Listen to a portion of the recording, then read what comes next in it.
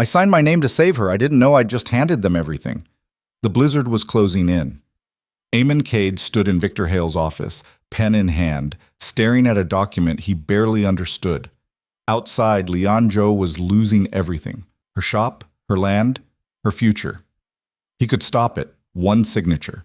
But the words swam on the page, legal terms twisting like snakes, and Hale's smile never reached his eyes. When Eamon pressed ink to paper, he thought he was choosing courage. He was wrong.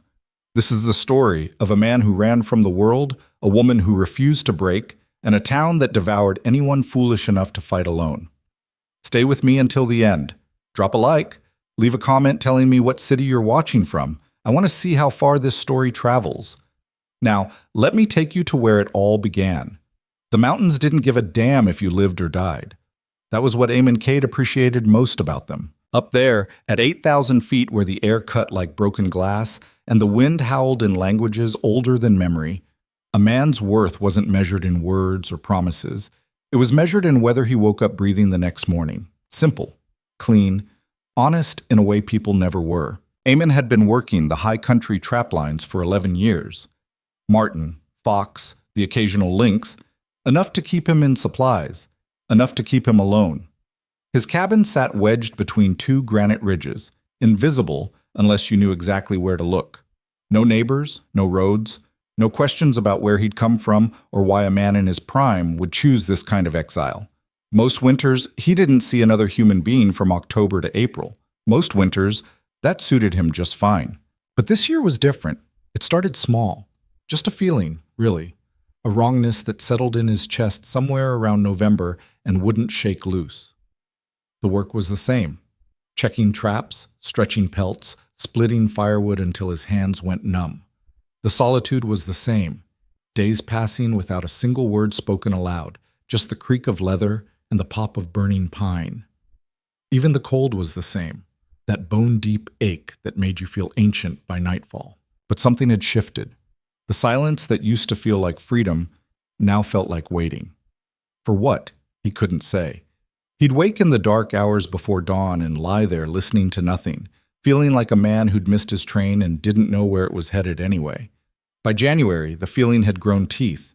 Eamon told himself it was the isolation playing tricks. Told himself every trapper went through rough patches, moments when the wilderness stopped being a refuge and started being a cage. Told himself it would pass. It didn't. On a Tuesday morning, with the thermometer reading 18 below, he was running his northern line when he found the wolf. It was caught in one of his sets, a young male, maybe 2 years old, lean and dark with eyes that held too much understanding. The trap had broken its front leg clean. By all rights, Eamon should have ended it quickly. Wolves were competition, and an injured predator was dangerous as hell. He knelt in the snow beside it. The wolf didn't snarl or snap, just watched him with those amber eyes, sides heaving, breath coming in sharp clouds, waiting for whatever came next. Eamon stared back, and for reasons he couldn't explain, didn't even try to explain, he opened the trap, wrapped the wolf in his spare coat, and carried it 3 miles back to the cabin. Set the leg as best he could with splints and rawhide cord, left food and water within reach. Then he walked outside and stood in the clearing, wondering what the hell he'd just done. The wolf was gone by morning, left tracks heading north, the gait uneven but strong enough. Eamon never saw it again. But that night, sitting by the stove with his hands wrapped around a tin cup of coffee, something inside him had made a decision. The silence he'd been living in, it wasn't peace. It was just postponement. And whatever he'd been postponing, he couldn't do it anymore. 2 days later, he began packing. Iron Hollow wasn't much of a town, and it knew it. Eamon rode in on a gray afternoon in late January, the sky hanging low and colorless, promising snow it wouldn't deliver. The main street was a 1/4 mile of frozen mud rutted deep enough to snap an axle, lined with buildings that had given up trying to look respectable sometime around the turn of the century. Half the storefronts stood empty, windows dark and dusty. The ones that remained open did so with the grim determination of men bailing a sinking boat. Pointless, maybe. But what else were you going to do? He'd been here before, of course. Twice a year, usually, to sell his furs and stock up on supplies. He knew the trading post, the assayer's office, the saloon that doubled as a boarding house. Knew the owner of the hardware store had lost 3 fingers to frostbite, and the woman who ran the restaurant was named Dutch, though nobody knew why. What he didn't know was why he'd come early. Trapping season still had 6 weeks left. The high country was brutal, sure, but he'd weathered worse. There was no practical reason to be here now, with good pelts still out there, and his cash only half full.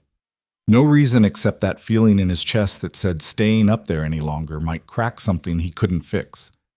So here he was. Eamon stabled his horse at the livery and paid for a week, though he had no idea if he'd stay that long. The stable hand, a kid with a crooked nose and dirt under his nails, took his money without comment. That was another thing Eamon appreciated about Iron Hollow. People minded their own business. You could show up or disappear, and nobody asked why. He walked the main street with his coat collar up and his hat pulled low, not hiding exactly, just maintaining the boundaries he'd spent years establishing. The cold bit through his gloves, his breath fogged in front of him. Somewhere a door slammed, the sound flat and lonely. And that's when he saw the shop. It was wedged between a shuttered barber and a building that might have been a bank once, a narrow storefront with a hand-painted sign that read, Zoe Leather Works. The window display was sparse but deliberate. A saddle, 2 pairs of work gloves, a belt with simple brass fittings. Nothing fancy. Everything looked functional, made to last, the kind of gear a person bought when they needed it to work, not impress. Eamon had walked past this place before, never paid it much attention. But now, standing in the street with the wind cutting through him, and that hollow feeling still lodged behind his ribs, he found himself staring at the door. It was the light, maybe, warm and steady through the front window, pushing back against the gray afternoon. Or maybe it was just that the door was open, not wide, but enough to suggest someone inside wouldn't mind company. Before he could talk himself out of it, he walked in. The air inside smelled like leather and oil and something else. Tea, maybe, or some kind of incense he didn't recognize. The space was small but organized with the kind of precision that spoke to a mind that didn't tolerate chaos. Tools hung on wall pegs in descending size order, leather sheets stacked by thickness and color. A workbench dominated the back of the room, scarred and stained but clean, everything within arm's reach. And behind that bench stood a woman. She looked up when he entered, but she didn't stop working. Her hands moved with a steady rhythm, pulling an awl through a heavy piece of leather, setting stitches with the kind of economy that came from doing something 1,000 times.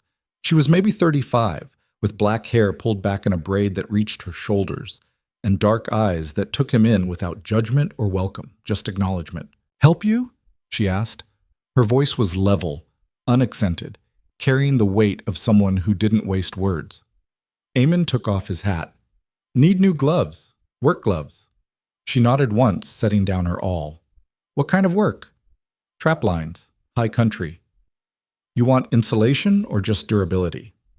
"Both." She moved to a shelf behind the counter, pulling down 3 pairs without hesitation. Laid them out on the bench in front of him. "These are sheepskin-lined, double-stitched at the stress points. These are elk-hide, thinner, better for fine work, but still warm. These are cowhide, reinforced palms, won't wear through as fast." Eamon picked up the elk-hide pair. They were lighter than he expected, the leather supple but strong.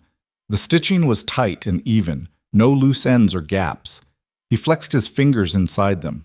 The fit was close without being restrictive. "You make these?" "Every pair in the shop." He nodded, studying the gloves. "I'll take them." She named a price that was fair but not cheap. He paid without haggling, watching as she wrapped them in brown paper and tied the package with twine. Her hands were scarred, small white lines across the knuckles, a burn mark on her left thumb, the rough calluses of someone who worked with their hands every day. When she handed him the package, their fingers brushed for half a second. "You're Eamon Cade," she said. Not a question. He met her eyes. "I am. I'm Leon Joe. I've seen you in town before. Twice a year, usually spring and fall." "That's right." "It's January." "It is."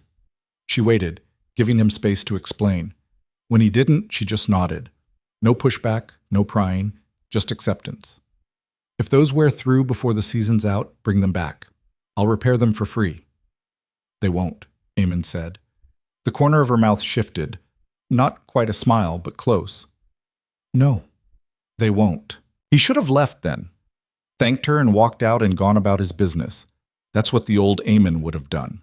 The one who'd spent 11 years perfecting the art of not engaging, not connecting, not letting anyone in. Instead, he stood there like an idiot, holding a package of gloves he didn't really need, searching for something to say that wouldn't sound awkward. Leon saved him the trouble. "You need anything else? You know where to find me." It was a dismissal, polite but firm. Eamon recognized it, appreciated it even. He put his hat back on and turned toward the door. "Thank you," he said. "Welcome." He stepped back into the cold, the door closing behind him with a soft click.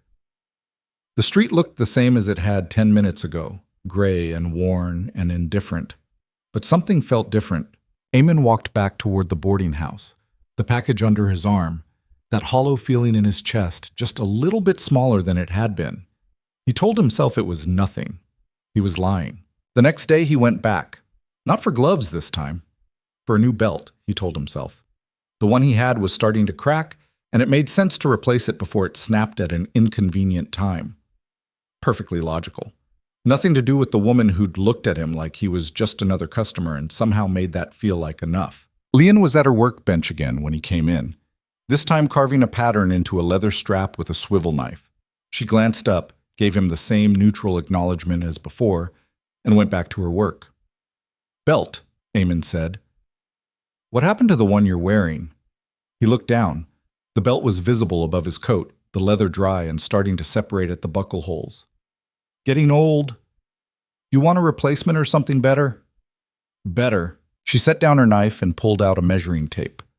"Come here." He crossed to the workbench. She gestured for him to take off his coat, which he did, hanging it on a wall peg. When he turned back, she was waiting with the tape. "Hold still." She wrapped the tape around his waist, her movements quick and impersonal, like a doctor checking vitals. She smelled like leather and soap and something else, something clean and understated. Her fingers brushed his side through his shirt as she pulled the tape snug. 34, she said, stepping back and writing the measurement on a scrap of paper. "You want a buckle or just a strap?" "Buckle's fine." "Brass or steel?" "Steel. Less to polish." Another almost smile. "You'll have it day after tomorrow." "That quick?" "It's a belt, not a saddle. I've got the materials." She paused, studying him with an expression he couldn't quite read. "You staying in town a while?" "Don't know yet." "Fair enough." He paid a deposit and left, walking out into another gray afternoon with the strange sense that he'd just committed to something without meaning to. That night, lying on a lumpy mattress in the boarding house, he stared at the ceiling and tried to figure out what the hell he was doing. He'd come to Iron Hollow because the mountains felt wrong, because the silence had stopped working, because something inside him needed, what? Company? Connection? A reason to stay in one place for more than a night? He didn't know.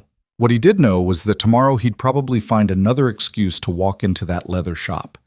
And the day after that.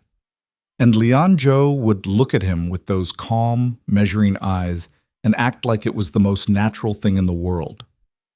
Maybe it was. By the end of the week, Eamon had a new belt, a repaired saddlebag, and a growing collection of excuses that were getting thinner by the day. He told himself he was just being practical. Iron Hollow was a supply stop, and his gear needed attention. Made sense to get it all handled while he was here. The fact that Lion's shop was the only place he visited, that he timed his arrivals for the slow afternoon hours when she'd have time to talk, that he started staying longer than necessary. All of that was just coincidence.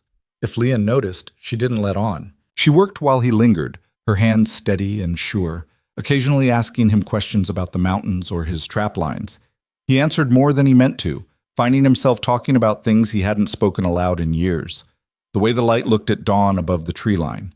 The sound lynx made when they fought, like women screaming. The particular silence of snow falling in deep forest, so complete it felt like the world holding its breath. Leon listened without interruption, without judgment. Sometimes she shared her own observations, how leather changed with humidity, the way different hides took dye, the satisfaction of a seam that would hold for 20 years. Her voice stayed level and matter of fact, but there was something underneath it, a thread of understanding that said she knew what it meant to find meaning in work, in craft, in the quiet satisfaction of doing something right.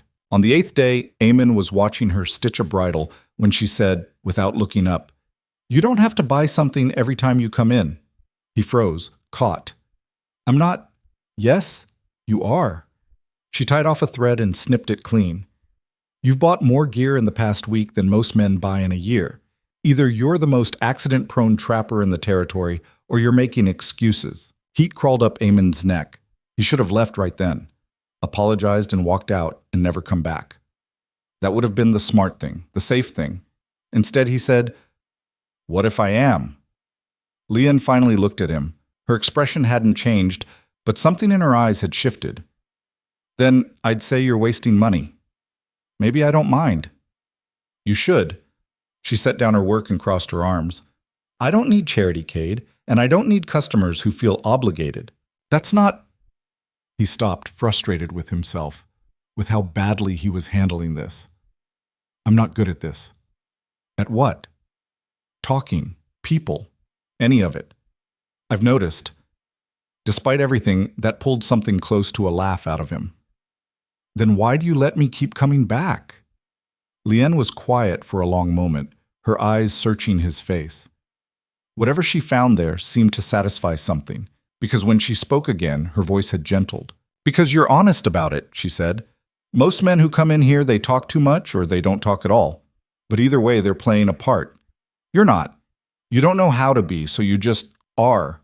She shrugged. "I like that." Eamon didn't know what to say to that. Didn't know how to explain that he'd been just being for 11 years, and it had felt like slowly disappearing until he walked into her shop and suddenly felt visible again. So he said the only thing that felt true. "Can I stay?" "You mean right now?" "I mean, in town, for a while." Leanne studied him, and Eamon had the uncomfortable sensation of being seen all the way through, every wall and defense stripped bare. It should have terrified him. Instead, it felt like relief. "You can stay as long as you want," she said finally, "but you're going to have to find something to do besides buying gloves you don't need." "What if I helped?" "Helped with what?" "Your work. I don't know leathercraft, but I can lift, carry, clean, whatever you need." "I don't need help." "I know."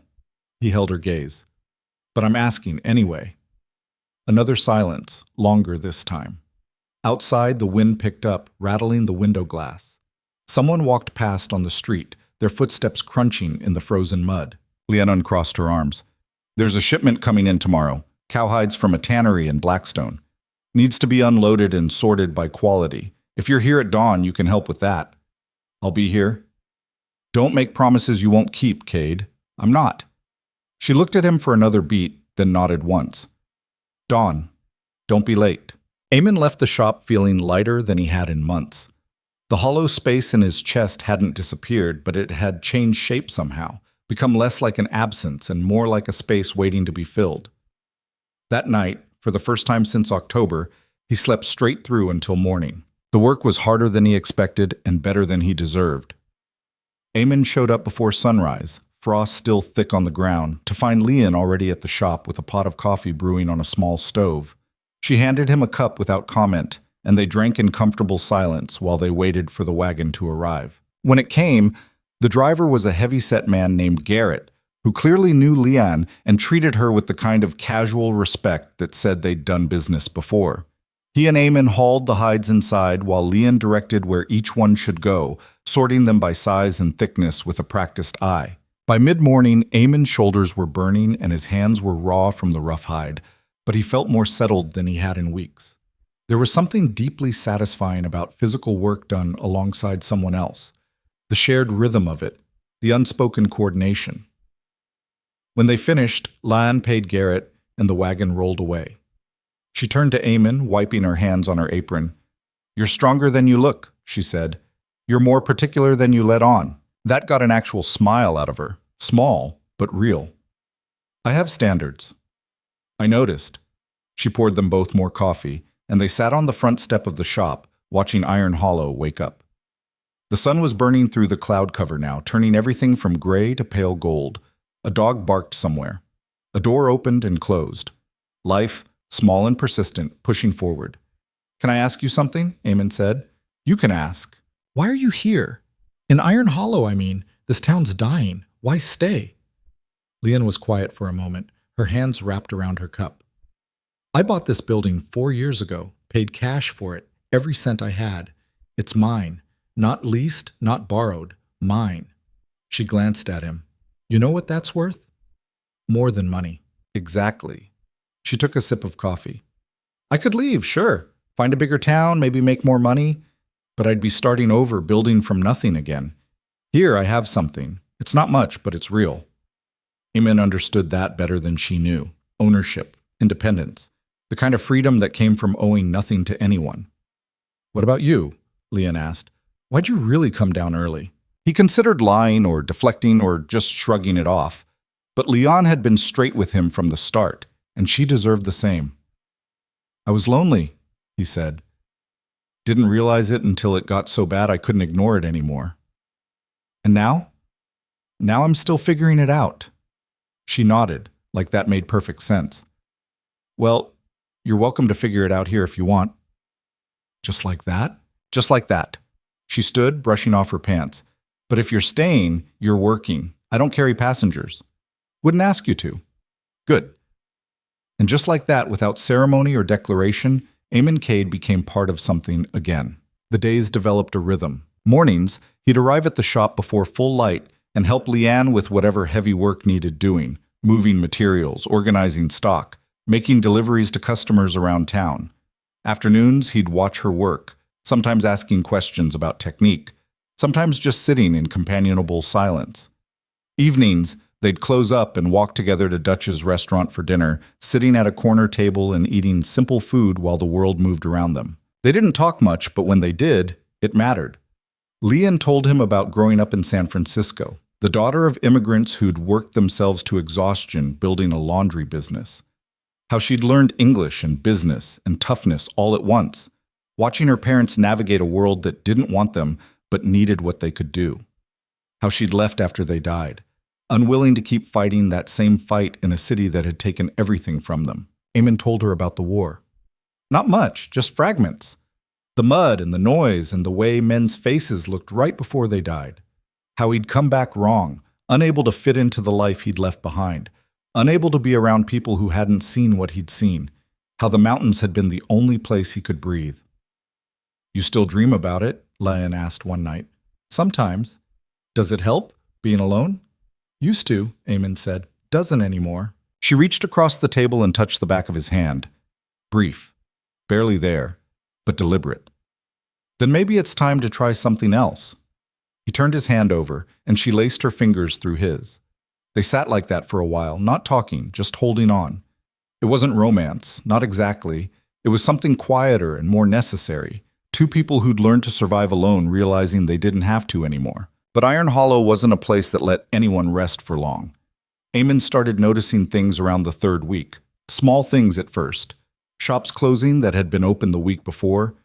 Going out of business signs appearing in windows. Buildings standing empty with new locks on the doors. He asked around casually and got vague answers. Owners had decided to retire, or move on, or just gave up. Business was slow. Times were hard. It all sounded reasonable. It didn't feel reasonable. One afternoon, he was at Dutch's picking up an order when he overheard two men talking at the bar. They were miners, judging by the coal dust under their nails and the exhaustion in their voices. Hale's buying up everything now, one of them said. Bought the hotel last week. Gave Morrison barely half what it was worth. Morrison didn't have a choice, the other one replied. You heard about his loans. Everyone's got loans. That's how business works. Not loans like that. Hale's got his hooks in half this town. You cross him, you find out real quick how deep they go. Eamon paid for his food and left, but the conversation stuck with him. That night he asked Leon about it. They were in the shop after closing, Leon finishing up a repair while Eamon swept the floor. He kept his voice casual. You know a man named Victor Hale? Leon's hands didn't stop moving, but something in her posture shifted. Why? Heard his name around town. Sounds like he owns a lot of property. He does. Including businesses? Some. She tied off a thread and set down her work, finally looking at him. Why are you asking? Just curious. Seems like a lot of places are closing lately. They are. And Hale's involved? Leanne was quiet for a long moment. Then she stood and walked to the front window, staring out at the darkening street. Victor Hale came to Iron Hollow 5 years ago, she said. Bought the bank, bought the land office, bought half the commercial buildings on this street. He loans money to people who need it, and he charges fair interest at first, but there's always clauses buried in the contracts, ways for him to call in debts early, or change terms, or claim collateral he was never entitled to. That's not legal. It is if you own the town clerk and the only lawyer within 50 miles.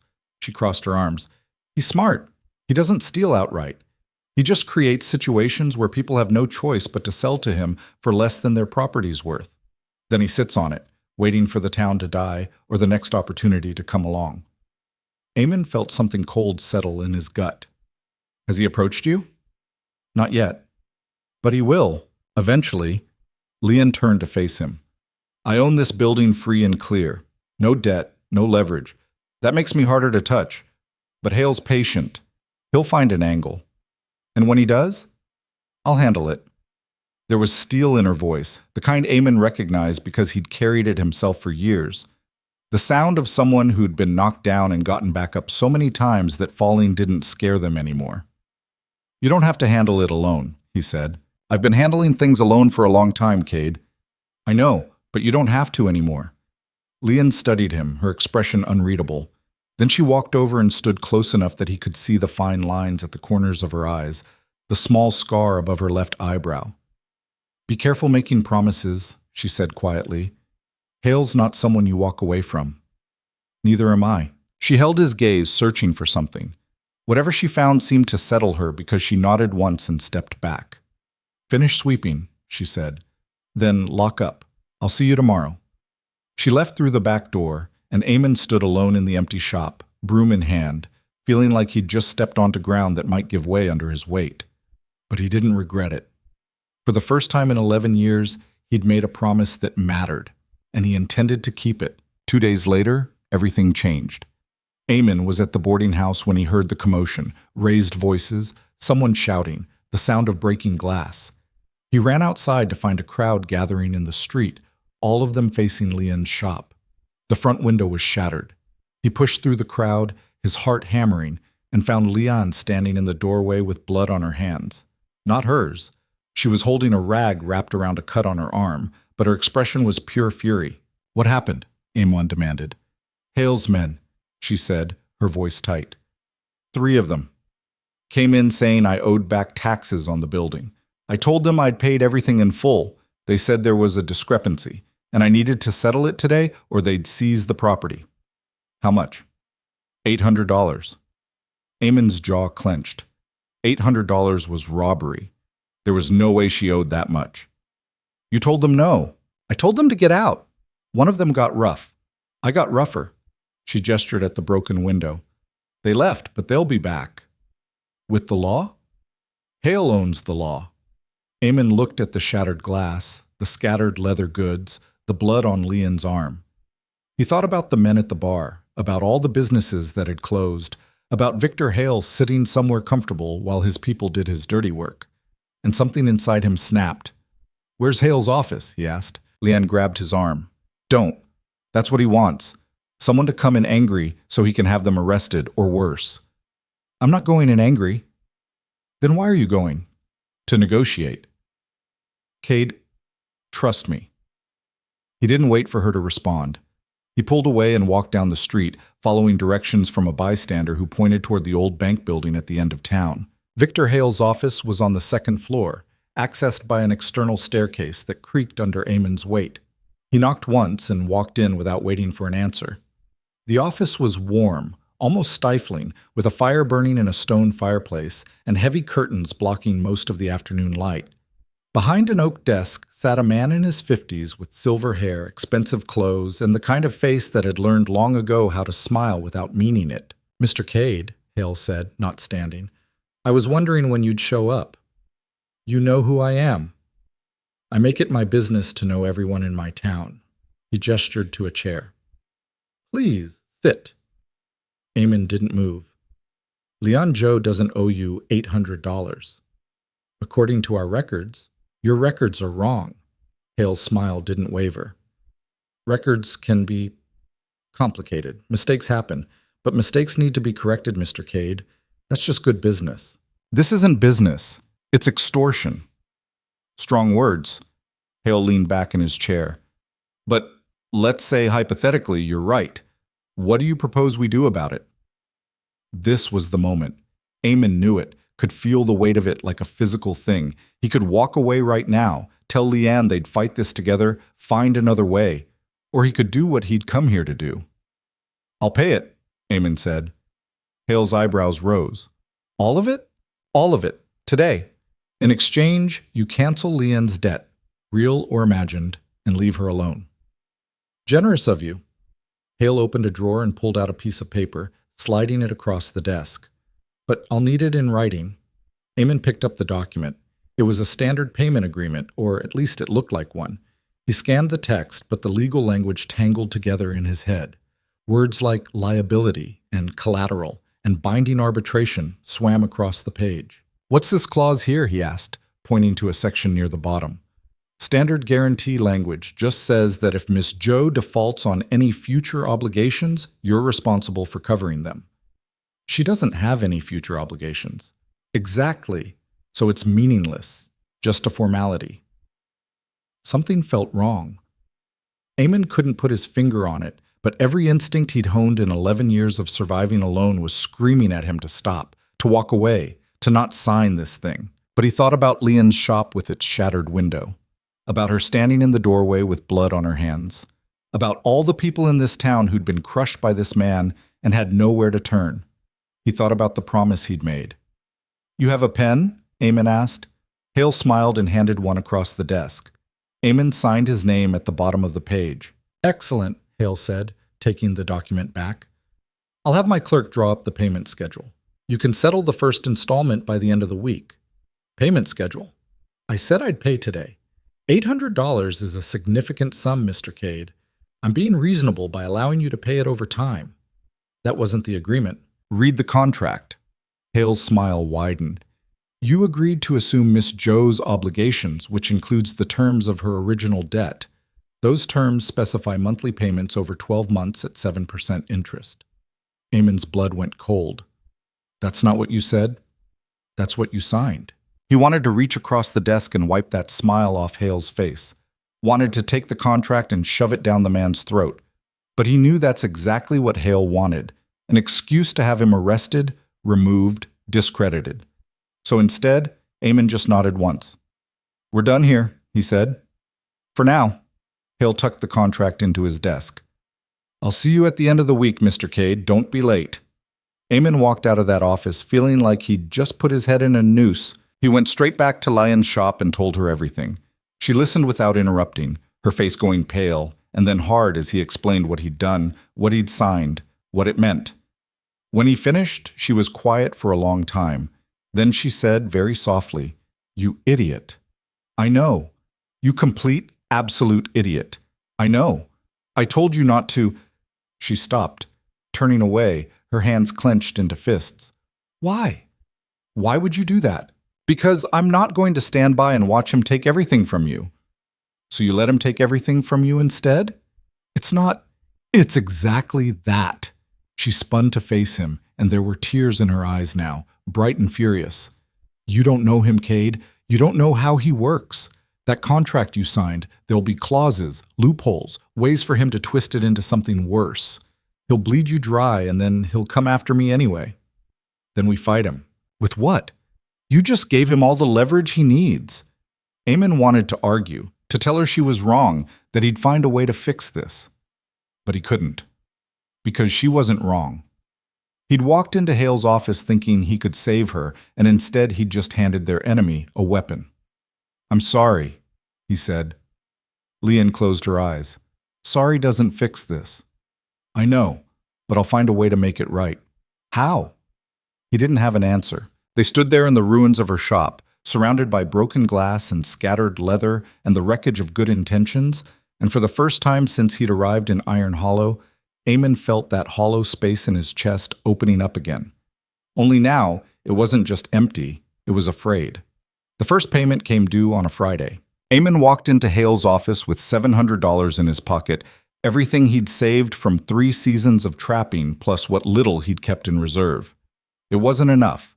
The contract specified $816 with interest, payable in full by end of business. He knew it wasn't enough before he walked in. He went anyway. Hale's clerk, a thin man with spectacles and the nervous energy of someone who spent too much time around predators, took the money without comment and counted it twice. When he finished, he looked up with something like pity in his eyes. "Mr. Hale will want to see you." "I figured."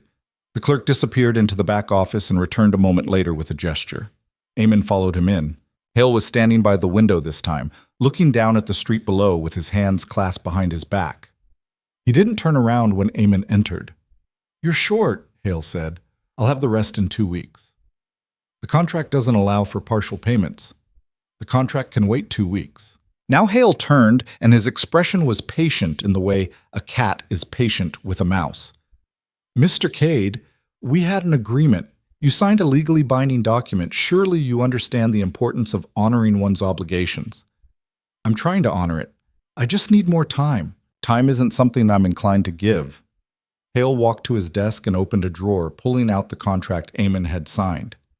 "You see, when someone defaults on their first payment, it activates certain provisions. Penalties, additional interest, acceleration clauses." Acceleration? It means the entire debt becomes due immediately. All 12 payments, plus interest, plus penalties. Hale named a figure that made Eamon's stomach turn. Roughly $3,000, give or take. The room felt like it was tilting. "That's not possible." "It's right here in Section 4, subsection B. You did read the contract before signing, didn't you?" Eamon said nothing. They both knew he hadn't. "Of course," Hale continued. "I'm not unreasonable. We can renegotiate terms. Perhaps if you had something to offer as collateral, property, assets, future earnings from your trapping business." "I don't have property." "Then we have a problem." Hale folded the contract and set it aside. "Unless Miss Joe would be willing to discuss alternative arrangements." And there it was. The real game. The actual target. Eamon had been a distraction, a means to an end. Hale hadn't wanted his money. He'd wanted leverage. A way to get Leanne to the table with her hands tied. "She's got nothing to do with this," Eamon said. "On the contrary, she has everything to do with it. You assumed her debts, which means her assets are now relevant to settling yours." Hale smiled. "The law is wonderfully interconnected that way. The law is whatever you want it to be in this town. Not whatever I want, just whatever I can afford." Hale walked to the door and opened it. "You have until Monday to come up with the full amount, Mr. Cade. After that, I'll be forced to take action. And I think we both know Miss Joe won't want that." Eamon left without another word because staying would have meant doing something he couldn't take back. He walked through Iron Hollow in the fading afternoon light, his mind racing, trying to find angles that didn't exist. $3,000 might as well have been $3 million. He couldn't trap that much in a year, let alone 3 days. He had no family to borrow from, no bank that would touch him, no assets worth selling. He had nothing except the growing certainty that he'd made everything worse. When he reached Leanne's shop, she was cleaning up the last of the broken glass, sweeping it into a pile with methodical precision. She didn't look up when he came in. "How bad?" she asked. "Bad." "How bad is bad?" He told her, all of it. The acceleration clause, the new total, the deadline. When he finished, Leanne set down her broom and sat on the edge of her workbench, staring at nothing. $3,000, she said quietly. "I'll figure something out." "With what?" "I don't know yet, but I will." Leanne looked at him then, and her expression was tired in a way that had nothing to do with physical exhaustion. "You can't fix this, Cade. This is what Hale does. He traps people in systems they can't escape and then offers them one way out, on his terms." "So what do you want me to do? Give up?" "I want you to stop making it worse." Her voice cracked, and she stood up, pacing the length of the shop. "You came here thinking you could save me like I was some damsel in a story, but I'm not. I've been taking care of myself for years, and I would have kept taking care of myself if you'd just let me." He would have taken the shop, maybe, or maybe I would have found a way to stop him, but now we'll never know because you signed away any leverage I had. She stopped pacing and faced him. "I didn't ask you to save me." "I know." "Then why did you do it?" Eamon opened his mouth and closed it again. Because the truth was complicated and messy and didn't fit into words that made sense. Because he'd spent 11 years running from anything that looked like responsibility, and the first time he'd found something worth protecting, he'd bulldozed right through it. Because he was better at surviving than living and didn't know how to do one without destroying the other. Because I couldn't watch you lose everything, he said finally, even if it meant losing everything myself. Leanne shook her head. That's not love, Cade. That's just guilt with better intentions. The words hit like a fist to the chest, not because they were cruel, but because they were true. I'm sorry, he said. You keep saying that. I don't know what else to say. Then don't say anything. She picked up her broom again. Just go. I need to think. Eamon wanted to argue, to stay, to do something that would prove he wasn't just another person making her life harder. But he'd already done enough damage for one day, so he left. He walked through town as the sun dropped below the mountains, painting everything in shades of orange and purple that were too beautiful for how ugly the day had been. He passed the saloon where men were drinking away their wages, the general store closing up for the night, the empty buildings that stood like tombstones marking where businesses used to be. Iron Hollow wasn't dying. It was already dead. It just hadn't stopped moving yet. Back at the boarding house, Eamon lay on his bed and stared at the ceiling, listening to the sounds of other people living their lives through thin walls. A couple arguing, someone coughing.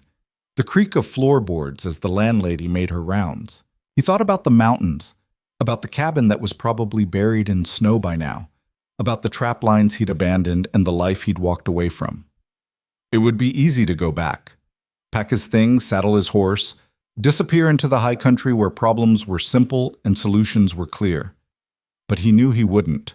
Because whatever he'd found here in Iron Hollow, whatever connection had formed between him and Leanne in the space of a few weeks, it had changed something fundamental. He couldn't go back to being the man who lived alone in the mountains and called it freedom. That man was gone. The question was whether the man who replaced him was worth anything at all. He didn't have an answer. Sleep, when it finally came, was thin and restless. He dreamed of signing his name over and over, each signature binding him tighter until he couldn't move, couldn't breathe, couldn't do anything but watch as everything he cared about disappeared. He woke before dawn, sweating despite the cold, and knew he couldn't lie there anymore. Eamon got dressed and walked through the empty streets to Leanne's shop. The front door was locked, but light showed through the crack under the door. He knocked softly. No answer. He tried the handle. Locked. Leanne, he called. I know you're in there. Silence. He sat down on the step and waited. The sun came up slowly, turning the sky from black to gray to pale blue. Ice crystals glittered on the ground. His breath fogged in front of him. After an hour, the door opened. Leanne stood in the doorway, still wearing yesterday's clothes, her hair loose around her shoulders. She looked like she hadn't slept either. You're stubborn, she said. So are you. What do you want, Cade? To talk. We talked yesterday. No, yesterday you told me to leave and I did. Today I want to actually talk. Leanne studied him for a long moment, then stepped aside. 5 minutes. He followed her into the shop. She'd been working. There were new pieces on the bench, half-finished projects that she'd probably started just to keep her hands busy. The broken window had been covered with boards. The place smelled like leather and coffee and exhaustion. I've been thinking, Leanne said, not looking at him, about what Hale really wants. Your property, not just my property, control. She turned to face him. Every business he's taken over, every building he owns, they all fit a pattern. He's not collecting assets randomly. He's building something. Building what? I don't know yet, but I've been keeping records. Every property transfer, every forced sale, every business that closed under suspicious circumstances. Dates, amounts, owners, everything. She walked to a cabinet in the back of the shop and pulled out a leather-bound ledger, setting it on the bench between them. 18 months of documentation. Eamon opened the ledger. Page after page of neat handwriting, organized by date and property, with notes in the margins connecting transactions to each other. It was meticulous. It was thorough. It was evidence. Why didn't you show me this before? He asked. Because I didn't trust you before. She met his eyes. I still don't. Not completely, but I trust that you don't want to see Hale win any more than I do. That's not trust. That's just aligned interests. Sometimes that's enough. Eamon looked at the ledger again, his mind working through the implications. If Leanne was right, if Hale was following a pattern rather than just opportunistically grabbing property, then there might be a way to predict his next move. And if they could predict it, they might be able to stop it. What do you need from me? He asked. Information. You've been in town long enough that people are starting to accept you. They'll talk to you in ways they won't talk to me. What kind of information? Anything that connects to Hale. Debts, threats, promises, deals that seem too good to be true. I need to know the full scope of what he's doing. And then what? Then we find someone who can do something about it. A federal marshal, a territorial judge, someone outside Hale's influence. You think anyone will care about a dying town in the middle of nowhere? I think if we can prove fraud on a big enough scale, they won't have a choice. Leanne closed the ledger. But it takes time, and we don't have much of it. 3 days. 3 days, she confirmed. So we work fast. Eamon nodded slowly. It wasn't a great plan. It probably wouldn't work. But it was better than nothing, and nothing was all he'd brought to the table so far. I'm in, he said. You're sure? Because once we start pushing, Hale's going to push back. It could get ugly. It's already ugly. Something like approval crossed Leon's face. Okay, then we start now. They spent the morning going through the ledger together, identifying patterns and gaps. Leon explained her system, color-coded marks for different types of transactions, cross-references to title records she'd copied from the land office, notes on which properties were adjacent to each other. He's building a corridor, Eamon said, tracing his finger along a cluster of properties on her hand-drawn map. All these buildings form a line from the old bank to the edge of town. I noticed that too, but I don't know why it matters. Railroad? There hasn't been talk of a railroad coming through here in years. Then what? They stared at the map, trying to see the answer that was right in front of them. The door opened, interrupting their concentration. They both looked up to find a young man standing in the doorway, hat in hand, looking nervous as hell. Miss Joe, he said. Leon straightened. Can I help you? My name's Thomas Garrett. My father runs the freight company. He twisted his hat in his hands. I heard you were asking questions about Mr. Hale. Who told you that? Nobody. I heard things, and I thought maybe you should know something. Eamon and Leon exchanged glances. Come in, Leon said. Close the door. Thomas did, his eyes darting around like he expected someone to jump out of the shadows. He couldn't have been more than 22, 23, with the kind of face that hadn't quite figured out how to hide what he was feeling. What do you want to tell us? Leon asked. It's about my father. He borrowed money from Mr. Hale last year to expand the business, but the terms weren't what he thought they were. Now Hale's calling in the debt early, saying my father violated some clause about operational capacity. Did he? No, we've been running at full capacity all year, but Hale's lawyer says otherwise, and he's got documents to prove it. Except the documents are wrong. They have to be. My father's meticulous about records. Let me guess, Eamon said. Hale's offering to forgive the debt if your father sells him the business. Thomas nodded miserably. Half of what it's worth. He's got until next week to decide. Leanne pulled out her ledger and flipped to a fresh page. Tell me everything. Dates, amounts, exact terms if you remember them. For the next hour, Thomas talked. Leanne took notes. Eamon listened, his anger growing with every detail. It was the same pattern, the generous loan, the buried clauses, the manufactured default, the forced sale. Hale had refined it to a science. When Thomas finished, Leanne showed him the ledger. His eyes went wide. You've been tracking all of this? For 18 months. Does anyone else know? Just the three of us in this room. Thomas looked at Eamon, then back at Leanne. What are you going to do with it? Stop him, Leanne said simply. How? We're working on that part. Thomas stood there for a moment, wrestling with something. Then he reached into his coat and pulled out a folded document. This might help. It's a letter from a mining company in Denver. They approached my father last month asking about freight capacity for a major operation they're planning north of here. My father turned them down because we're already at capacity, but the letter mentions they'd also contacted Hale. Leanne unfolded the letter and read it quickly, her expression sharpening. This is dated 3 weeks ago. Yes, ma'am. And they're planning to break ground next spring. That's what it says. Eamon looked at the map again, and suddenly the pattern clicked into place. He's not building a corridor for a railroad. He's building it for a mining operation. All these properties, they're the most direct route from the mountains to the main road. Which means once the mine opens, anyone who wants to move goods through Iron Hollow will have to go through property Hale owns, Leon finished. He'll control every toll, every lease, every transaction. Thomas nodded. My father figured that out too. That's why Hale wants our business. We're the only freight company in 3 counties. If he controls us, he controls everything. How much does your father owe? Eamon asked. $1,200? And how much is the business worth? 4, maybe 5,000. Eamon did the math. If Hale was forcing this many sales at this much below value, the total fraud had to be in the tens of thousands, maybe more. That was enough to get federal attention. That was enough to bring real law to Iron Hollow, if they could prove it. Can you get us copies of your father's loan documents? Leanne asked. I think so, but if Hale finds out, he won't. We'll be careful. Thomas looked uncertain but determined. Okay, I'll try. After he left, Eamon and Leanne sat in silence for a while, both of them processing what they'd learned. It's bigger than I thought, Leanne said finally. A lot bigger. Which means we can't fight him alone. No, Eamon agreed. We need help. The nearest federal marshal is in Salt Creek, 3 days' ride in good weather. Eamon looked out the window at the sky. It was clear now, but this time of year that could change in hours. How long do we have before the next storm hits?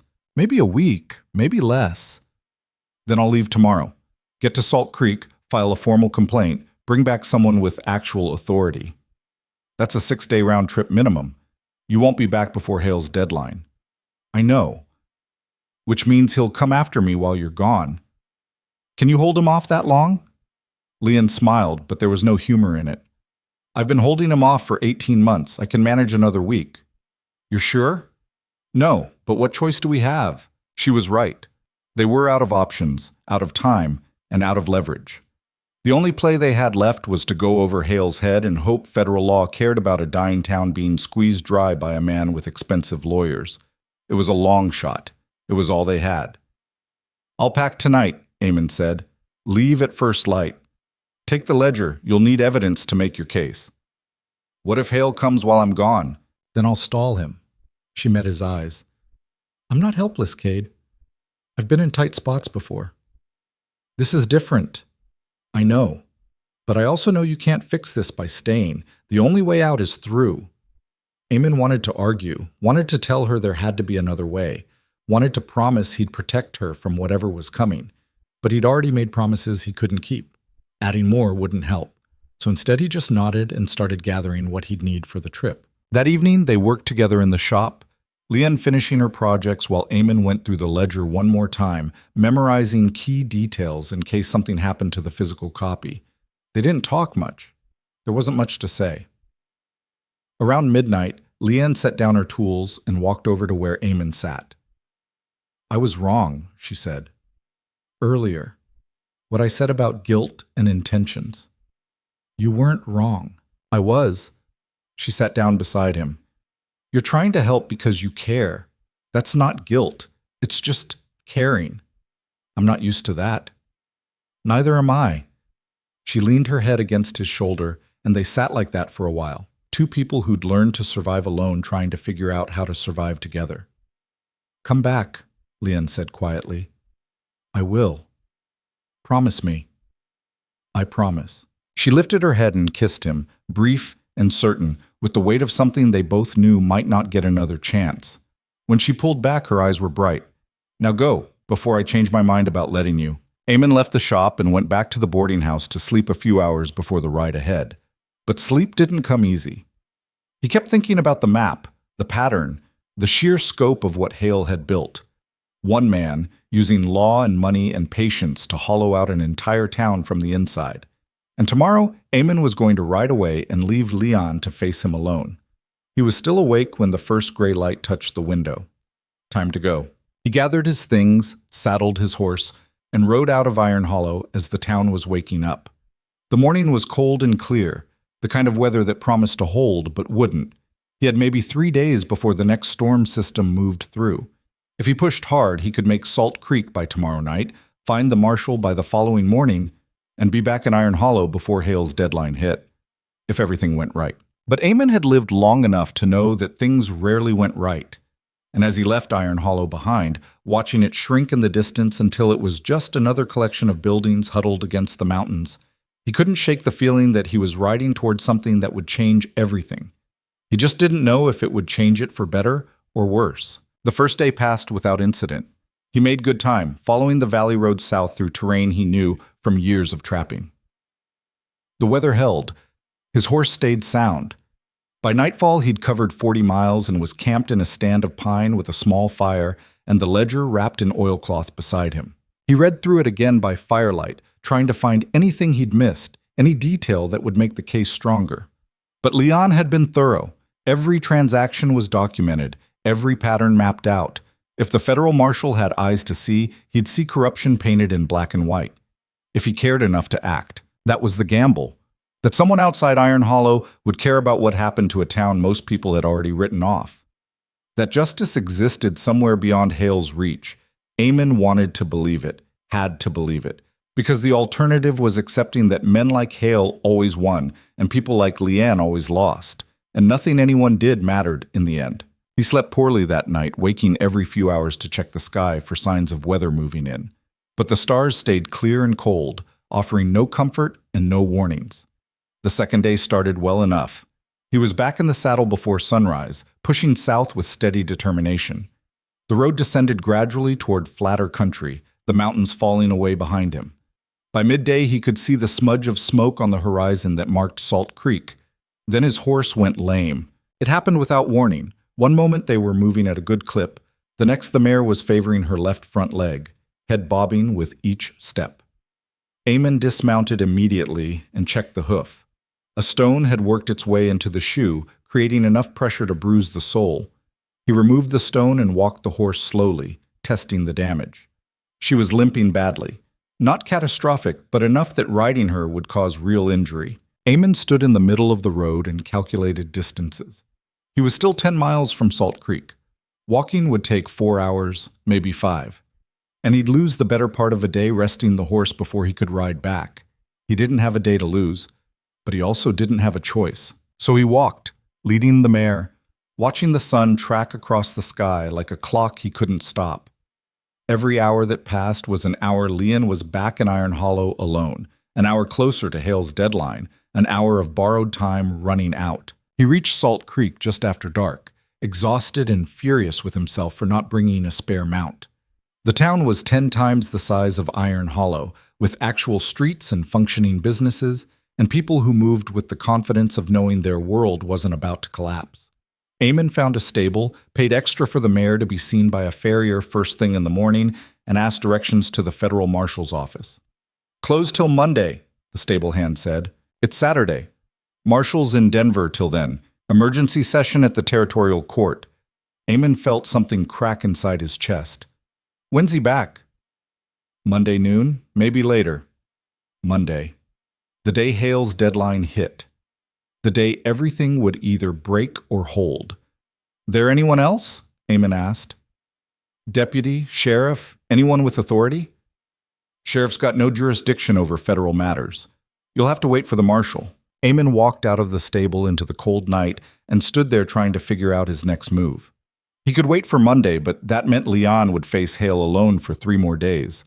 Or he could ride back now and face Hale himself, empty-handed, with nothing but anger and a ledger that meant nothing without someone to enforce the law it exposed. Neither option was good. He was still standing there when he heard the voice behind him. "You look lost." Eamon turned. A man in his 60s stood in the doorway of the building next to the stable, holding a cup of coffee and wearing the kind of clothes that said he worked with his hands but made enough to keep them clean. "Just trying to figure out what to do," Eamon said. "Well, standing in the cold won't help you figure it faster. You want some coffee?" "I'm fine. Suit yourself." The man sipped his coffee, studying Eamon with the calm assessment of someone who'd seen a lot of desperate men. "You come from the north?" "Iron Hollow." "Long ride. Longer than I wanted. What brings you this far?" Eamon hesitated. Something about the man's tone suggested genuine interest rather than just politeness. Looking for the federal marshal. Got business that can't wait. Must be important. It is. Shame he's not here then. The man took another sip. I'm Frank Bellamy. I was deputy marshal for this territory for 20 years before my knees gave out. Now I mostly just sit around giving advice nobody asked for. You know the current marshal? Tom Hendricks? Known him since he was green. Good man. Fair. Which is rarer than you'd think. Eamon made a decision. He pulled out Leon's ledger and handed it to Bellamy. You mind taking a look at something? Bellamy set down his coffee and opened the ledger. His eyes moved over the pages with the practiced speed of someone who knew how to read legal documents. After a few minutes, he looked up. Who put this together? A friend. Some friend. This is solid work. He flipped through more pages. This is all from Iron Hollow? Every bit. And you're here because you want the marshal to investigate? I want him to stop it before it gets worse. Bellamy closed the ledger and handed it back. Come inside. We should talk. They sat in Bellamy's office, a small room with filing cabinets and a desk covered in papers and a window that looked out on Salt Creek's main street. Bellamy made more coffee while Eamon explained the situation. He didn't hold anything back. The debt, the contract, Hale's pattern, the mine, the deadline. When he finished, Bellamy was quiet for a long time. Tom won't be back till Monday, he said finally. But I can send a telegram to Denver first thing in the morning. Get him to move faster if possible. How fast? Best case? He's back Sunday night. Worst case? Tuesday. Tuesday's too late. I know. Bellamy leaned back in his chair. But there might be another option. Tom's deputy is still here. Young kid, but he's got the authority to open an investigation if there's enough evidence. There is. Let me talk to him. If he's willing to ride north with you tomorrow, you could beat the deadline. It wasn't perfect. It wasn't even good. But it was something. Thank you, Eamon said. Don't thank me yet. Deputy might say no. And even if he says yes, this is the kind of case that takes time to build properly. You can't just ride into town and arrest someone based on a ledger. What if I can get more? Documents, witness statements, proof of fraud. Then you'd have a case. Bellamy stood and walked to the door. Get some sleep. I'll find you in the morning with an answer. Eamon spent the night in a boarding house that was cleaner and quieter than the one in Iron Hollow, but somehow felt less like home. He lay awake watching shadows move across the ceiling, thinking about Leanne alone in her shop, about Thomas Garrett and his father, about all the people in Iron Hollow who'd already lost everything to Victor Hale's patient greed. And he thought about the promise he'd made to come back. He intended to keep it. Bellamy found Eamon at dawn, standing outside the boarding house with his gear already packed and his horse saddled. The mare was still favoring her left front leg, but the limp had improved overnight. Deputy's name is Carson Mills, Bellamy said without preamble. He's 26, been on the job 8 months, and he's greener than grass in spring. But he's got the authority you need, and he's willing to ride north with you. When can we leave? He's getting supplies now, said to meet him at the marshal's office in an hour. Bellamy handed Eamon a folded piece of paper. I wrote down everything you told me last night. Give this to Tom when he gets back, whether Carson's investigation pans out or not. Sometimes these things take multiple attempts. Eamon took the paper. Thank you. Don't thank me. Just make sure that ledger gets where it needs to go. Bellamy paused. And Cade, be careful. Men like Hale don't get where they are by playing fair. If he feels cornered, he'll do whatever it takes to protect what he's built. I know. I'm not sure you do, but you will. An hour later, Eamon was riding north with Deputy Carson Mills, a lean kid with red hair and the kind of earnest energy that hadn't been beaten down by the job yet.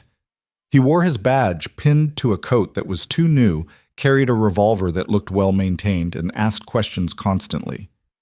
So this Hale character, Carson said as they left Salt Creek behind, he's been running this scheme for how long? 18 months that we can prove. Probably longer. And nobody's reported it before? Who would they report it to? He owns the local law. That's why we have federal jurisdiction. Federal jurisdiction doesn't mean much if nobody knows to ask for it. Carson nodded, processing this. And the woman who put the ledger together, she's in Iron Hollow right now? Yes. Alone? Yes. That seems like a bad idea. It's the only idea we had. They rode in silence for a while, the horses settling into a steady pace that ate up miles without burning them out. The weather was still holding, but Eamon could feel it changing. The wind had shifted, coming from the northwest now, carrying the smell of snow that hadn't fallen yet. "How long have you known her?" Carson asked eventually. "Not long. But you're willing to risk a lot for her." "It's not about risk. It's about what's right." That's a pretty simple way of looking at it. Most right and wrong is simple. People just pretend it's complicated so they don't have to act. Carson considered this. "You ever been law?" "No." "Military?" "Yes." "I can tell." Carson adjusted his hat against the wind. "You've got that look, like you've seen enough that nothing surprises you anymore." "Some things still surprise me." "Like what?" "Like finding something worth staying for." Carson smiled. "The woman." The woman. They made good time despite Eamon's horse still being tender. By midday, they'd covered 20 miles, and by evening, they were approaching the halfway point. Carson suggested they camp early to rest the horses, but Eamon pushed for another 2 hours of riding. Every minute they delayed was another minute Leon was alone. They finally stopped as full darkness fell, making camp in a shallow ravine that offered some protection from the wind. Carson built a fire while Eamon tended the horses, checking his mare's hoof again. The bruising was spreading, but she'd hold together long enough to get back to Iron Hollow. She had to. Over a dinner of hardtack and dried beef, Carson pulled out the ledger and read through it by firelight. "This is meticulous," he said. "Your friend's got a head for detail. She's got a head for survival. These transactions, they're all legitimate on the surface. That's what makes it smart. Hale's not stealing. He's just manipulating the system until it works in his favor. That's still fraud. Sure, but proving it means showing intent, which means finding a pattern that can't be explained by normal business practices." Carson tapped the ledger. "This shows the pattern, but we need something more. A witness who'll testify, or documents that prove Hale knew he was manipulating terms, or evidence of coordination between him and the local authorities." "We've got a witness. Thomas Garrett. His father's about to lose his freight business to the same scheme. One witness isn't enough. Not for something this big. Then what do we need? More witnesses, more documents, maybe someone on the inside who's willing to flip." Carson closed the ledger. "And time to build the case properly. We don't have time." "I know, but rushing a case this complicated is how we lose it in court." Eamon stared into the fire, frustration building in his chest. He understood what Carson was saying, understood that law moved slowly and required proof and couldn't be hurried just because people were desperate. But understanding didn't make it easier to accept. "What happens if we get there and Hale's already moved against Leon?" Eamon asked. "Then we document it, add it to the evidence, build the case stronger." "And if he does something we can't document?" Carson met his eyes across the fire. "Then I arrest him on the spot, and we sort it out later. But I need probable cause, Cade. I can't just ride into town and start throwing weight around based on suspicion." "Even with the ledger?" "The ledger shows a pattern. It doesn't show a crime in progress." Carson poked at the fire with a stick. "Look, I know this isn't what you want to hear, but I've got to do this by the book, or everything we build falls apart the first time a real lawyer looks at it." Eamon wanted to argue, but he knew Carson was right. He'd spent 11 years in the mountains specifically to avoid this kind of complexity, this tangled mess of rules and procedures and people with competing interests. Now he was neck deep in it, and the only way through was to play the game better than Hale did. He just wasn't sure he knew how. They took turns keeping watch through the night. When it was Eamon's turn, he sat with his back against a rock and watched the stars wheel overhead, thinking about the last time he'd been this far from Leon. It had been 3 days, felt like longer. He wondered if she was sleeping, or if she was up working in her shop, those scarred hands moving with practiced precision while she tried not to think about what was coming. He wondered if she regretted letting him leave, or if she was relieved to have the space to handle things her own way. He wondered if she'd be alive when he got back. The thought hit him like a fist. He'd been so focused on the deadline, on the debt, on beating Hale at his own game, that he hadn't let himself think about the real danger. But Hale wasn't just a businessman with sharp practices. He was a man who'd built an empire on breaking people, and people who got broken didn't always walk away. Eamon stood up and walked to the edge of the ravine, staring north toward Iron Hollow. He could leave now, saddle his horse and ride through the night and be there by dawn. Carson would follow or he wouldn't, but at least Eamon would be there when whatever happened, happened. But then what? Show up angry and empty-handed, maybe get himself arrested or killed, definitely blow any chance of Carson building a real case. He stood there for a long time, torn between action and patience, before finally walking back to the fire. Patience. For once in his life, he had to trust that patience would work. It felt like swallowing glass. When dawn came, they rode hard. The weather was deteriorating now, clouds building in the northwest and the temperature dropping steadily. By noon it started to snow. Light flurries at first, then heavier, until they were riding through a gray curtain that cut visibility to 50 feet. "We should find shelter," Carson said, shouting over the wind. "We're 10 miles out. We can make it." "Not if this turns into a full storm." "Then we push through the storm." Carson looked at him like he was crazy, which maybe he was, but Eamon had ridden through worse in the mountains, and he'd be damned if he let weather stop him now. They kept going, heads down, the horses laboring through deepening snow. The world disappeared into white noise and cold. Time stopped meaning anything except the rhythm of hoofbeats and the burn in Eamon's lungs. And then, through the snow, he saw buildings. Iron Hollow materialized out of the storm like a ghost town, its streets empty and its windows dark. The only light came from Leanne's shop, a warm glow that punched through the blizzard like a beacon. Eamon kicked his horse forward, Carson following close behind. They reached the shop and dismounted, Eamon's hands so cold he could barely grip the reins. He tied off his mare and pushed through the door without knocking. Leanne was at her workbench, and she wasn't alone. Victor Hale stood across from her, flanked by two men Eamon recognized from the window-breaking incident. Between them, spread out on the bench, were documents. A lot of documents. Everyone turned when Eamon entered, followed by Carson in his deputy's badge. "Mr. Cade," Hale said, his voice smooth as oil. "You're just in time. We were just finalizing some paperwork." "What paperwork?" Eamon demanded. Leanne's face was pale but composed. "He's claiming I owe additional back taxes. Says if I don't pay today, the property reverts to the territorial authority." She gestured at the papers, "which he conveniently represents." "That's fraud." "That's business," Hale smiled. "And it's all perfectly legal. Miss Joe is welcome to contest it in court, of course, but that will take months, and in the meantime the property would be held in trust, under my management naturally." Carson stepped forward, his hand resting on his badge. "I'm Deputy Marshal Carson Mills, federal jurisdiction. I'm going to need to see those documents." Hale's smile didn't waver, but something cold flashed in his eyes. "Of course, Deputy, though I'm not sure what federal interest there is in a local tax matter." "There's federal interest when there's a pattern of fraud across territorial lines." Carson held out his hand. "The documents." Hale gathered them slowly, making a show of organizing them before handing them over.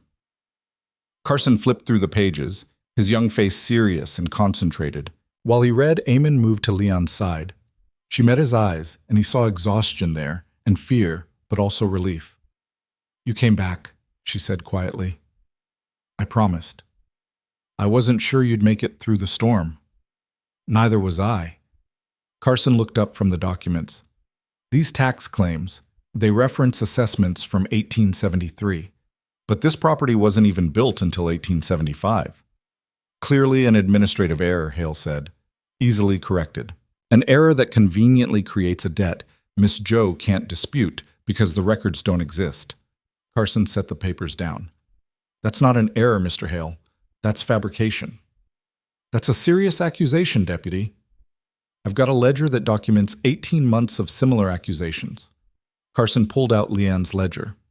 "All following the same pattern. Manufactured debts, forced sales, properties changing hands for well below market value, all benefiting the same person." Hale's expression finally shifted, the smooth confidence cracking just slightly. "I'd like to see this ledger." "I'm sure you would." Carson tucked it back into his coat.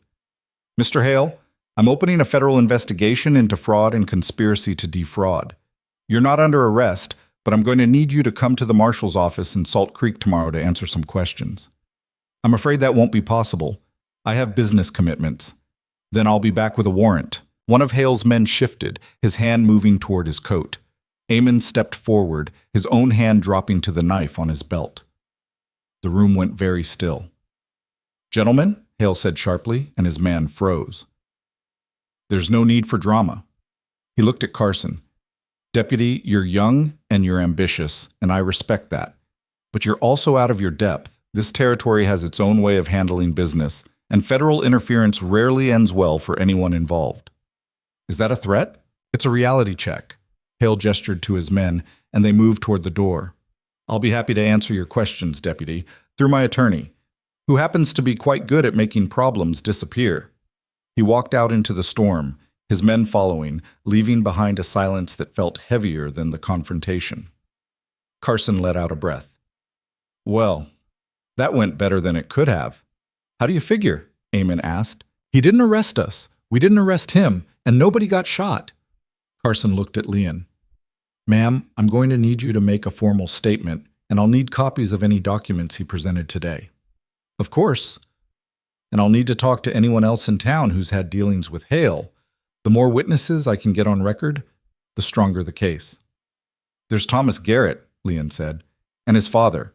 Their freight business is being targeted the same way. I'll talk to them first thing tomorrow." Carson moved toward the door. "I'm going to find somewhere to stable my horse and get some sleep. Cade, you coming?" "I'll catch up." Carson nodded and left, closing the door behind him. Eamon and Leon stood in the quiet shop, the storm howling outside, both of them too exhausted to do anything but look at each other. "That was close," Leon said finally. "Too close." "If you'd been an hour later—" "I wasn't." She crossed the space between them and wrapped her arms around him, pressing her face against his chest. He held her, feeling her shake with something that might have been relief, or might have been delayed fear, or might have been both.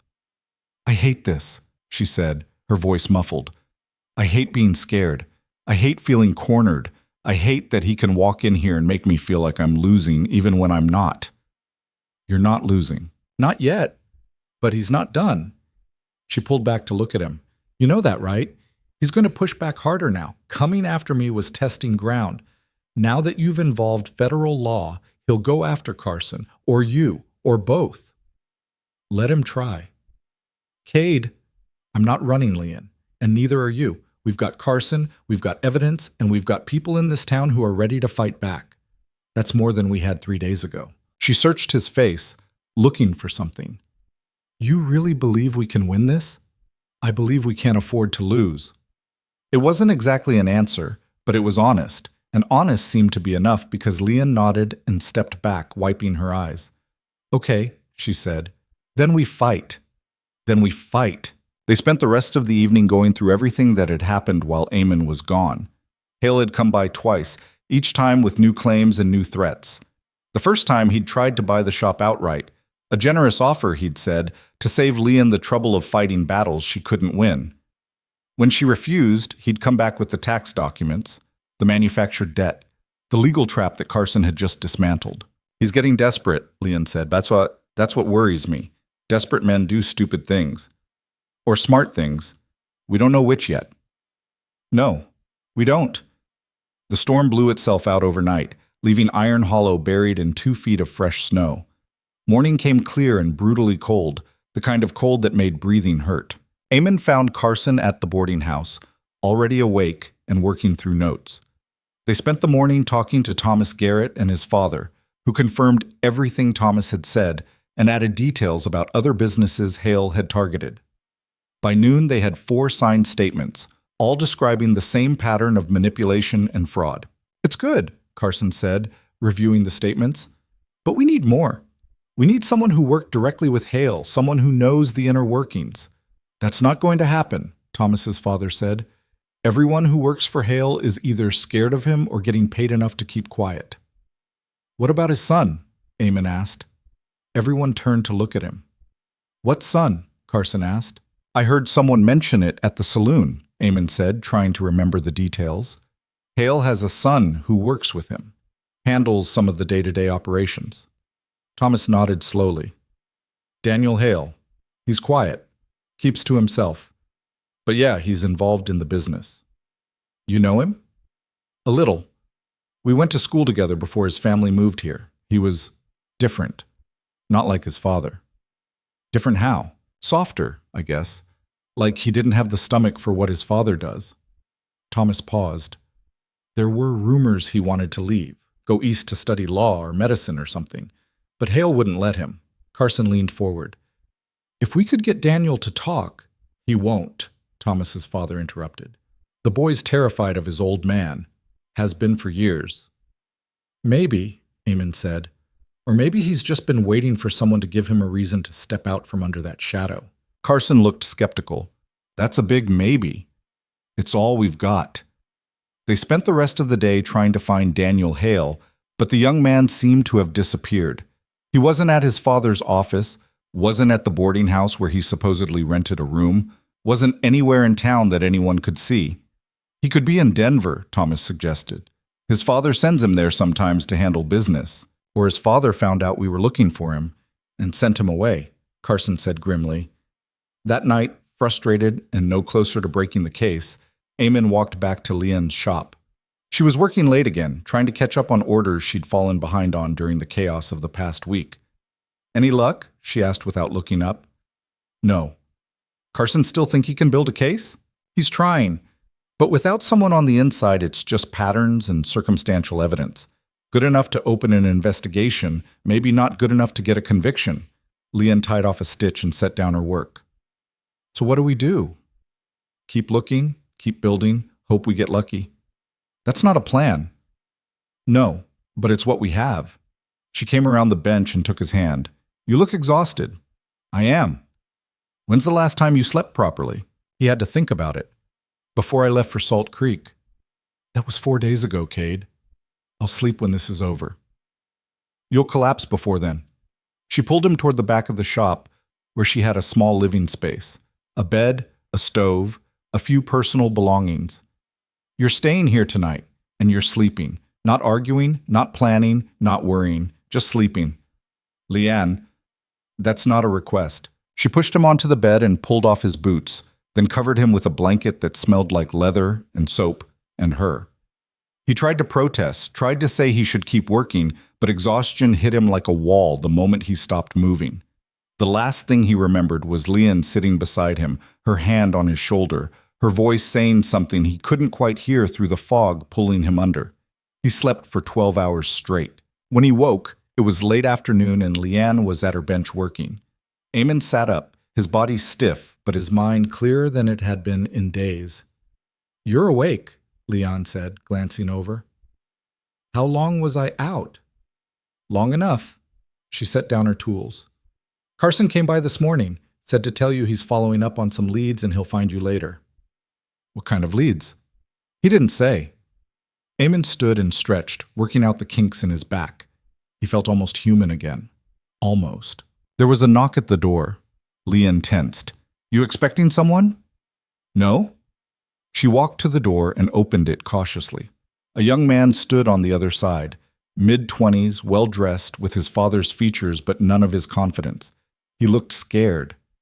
Miss Joe, he said, my name is Daniel Hale. I need to talk to you. Leanne stepped aside to let him in, her eyes finding Eamon's across the room.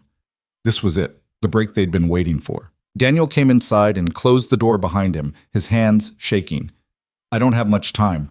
My father doesn't know I'm here. What do you want to tell us? Eamon asked.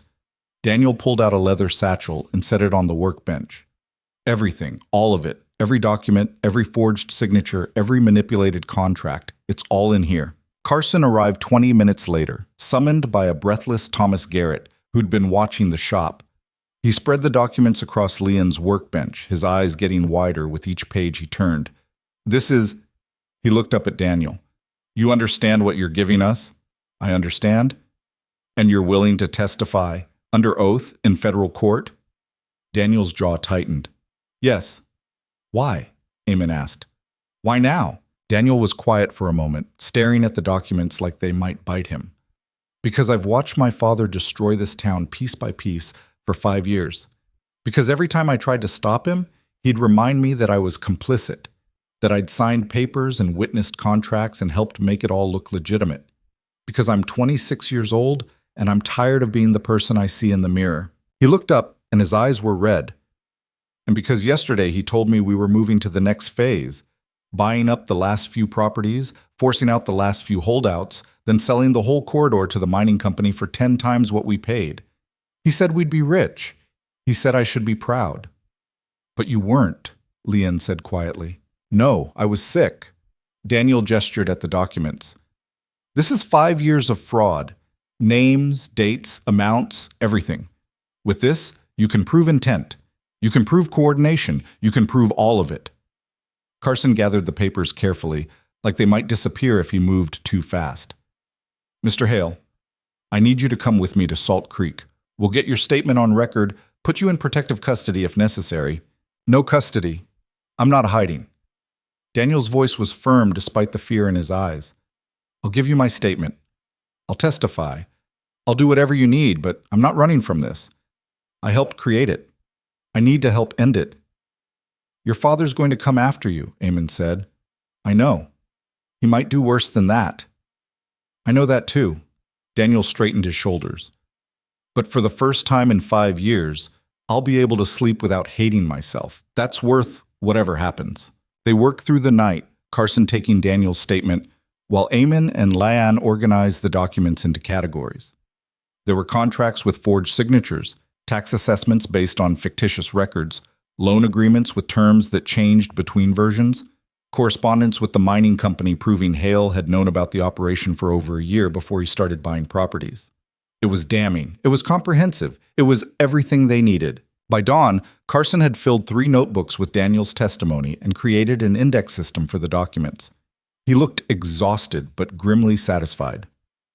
"This is enough," he said. "More than enough. I'm riding to Salt Creek at first light to file formal charges. With Daniel's testimony and these documents, we can get warrants for Hale and anyone who helped him." "How long before he's arrested?" Leon asked. 48 hours, maybe less. The marshal will want to move fast once he sees this." "And what do we do in the meantime?" Eamon asked.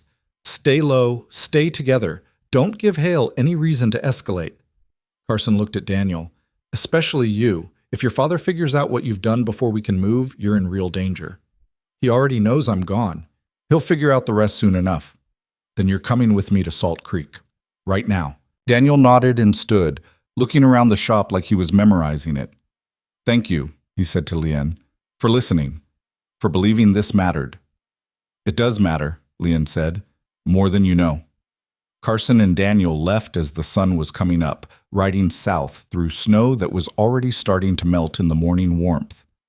Eamon watched them go from the window of Leon's shop, feeling something uncoil in his chest. It was almost over.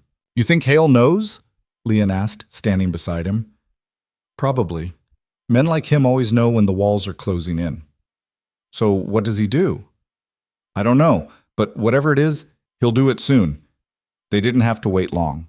At noon, one of Hale's men showed up at the shop with a message. Mr. Hale requested a meeting, tonight, at his office, both of them. "It's a trap," Leon said after the man left. "Probably. So we don't go." "We go," Eamon said, "but we go prepared." That evening, as the sun set behind the mountains and Iron Hollow settled into cold darkness, Eamon and Leon walked to Victor Hale's office. Eamon had his knife. Leon had a derringer hidden in her coat pocket. Neither of them thought it would be enough if things went wrong, but it was better than nothing. Hale was waiting for them, alone this time, sitting behind his desk with a bottle of whiskey and 2 glasses. He looked older than he had a week ago, the silver hair duller, the smooth confidence worn thin. "Please," he said, gesturing to the chairs. "Sit." They didn't sit. Hale smiled, but it was a tired smile. "I suppose you know by now that my son has betrayed me." "Your son told the truth," Leon said. "That's not betrayal. Semantics." Hale poured himself a drink. "Either way, I assume you're here to gloat, to watch me face the consequences of my actions, to see justice served." "We're here because you asked us to come," Eamon said. "What do you want, Hale?" "I want to make a deal." "We're not interested."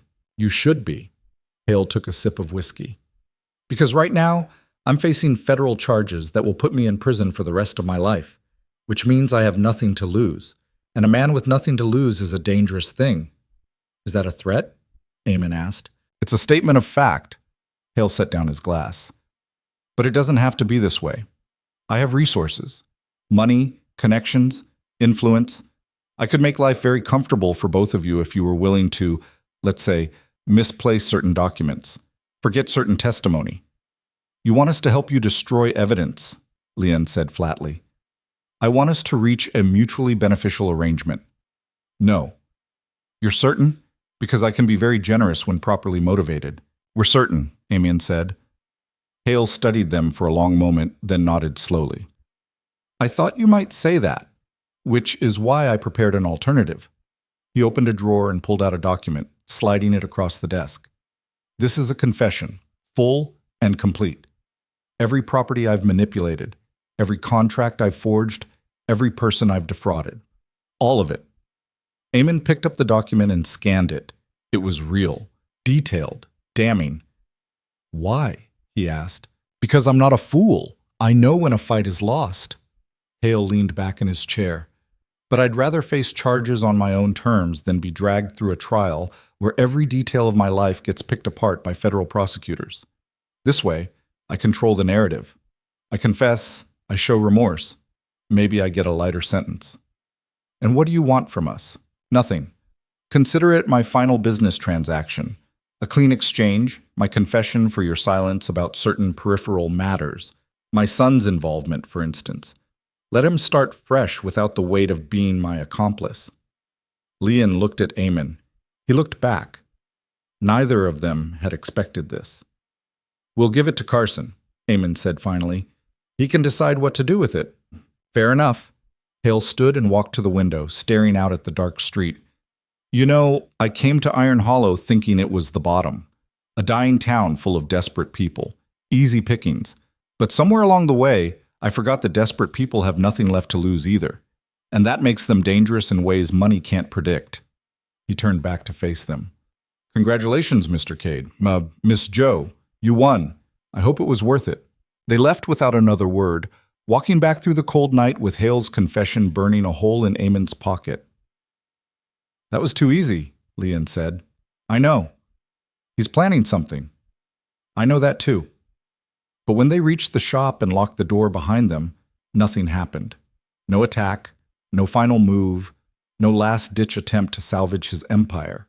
Just silence and snow, and the weight of knowing that sometimes winning felt more like surviving. Carson returned 2 days later with Marshal Hendricks and a warrant for Victor Hale's arrest. But they didn't need it. Hale had already turned himself in at the territorial office in Salt Creek, confession in hand, ready to face whatever came next. The investigation moved forward with mechanical efficiency.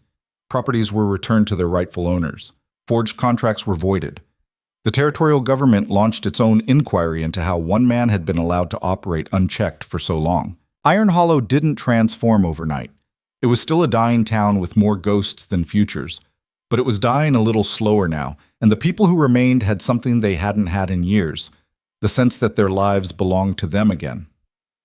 Eamon stood in Leon's shop a week after Hale's arrest, watching her work on a new saddle.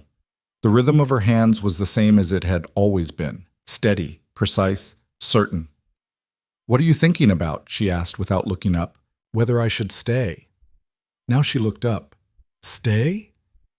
In Iron Hollow, with you. I thought that was already decided. I thought so too, but now that everything's settled, I wanted to make sure He stopped, frustrated with how clumsy words felt.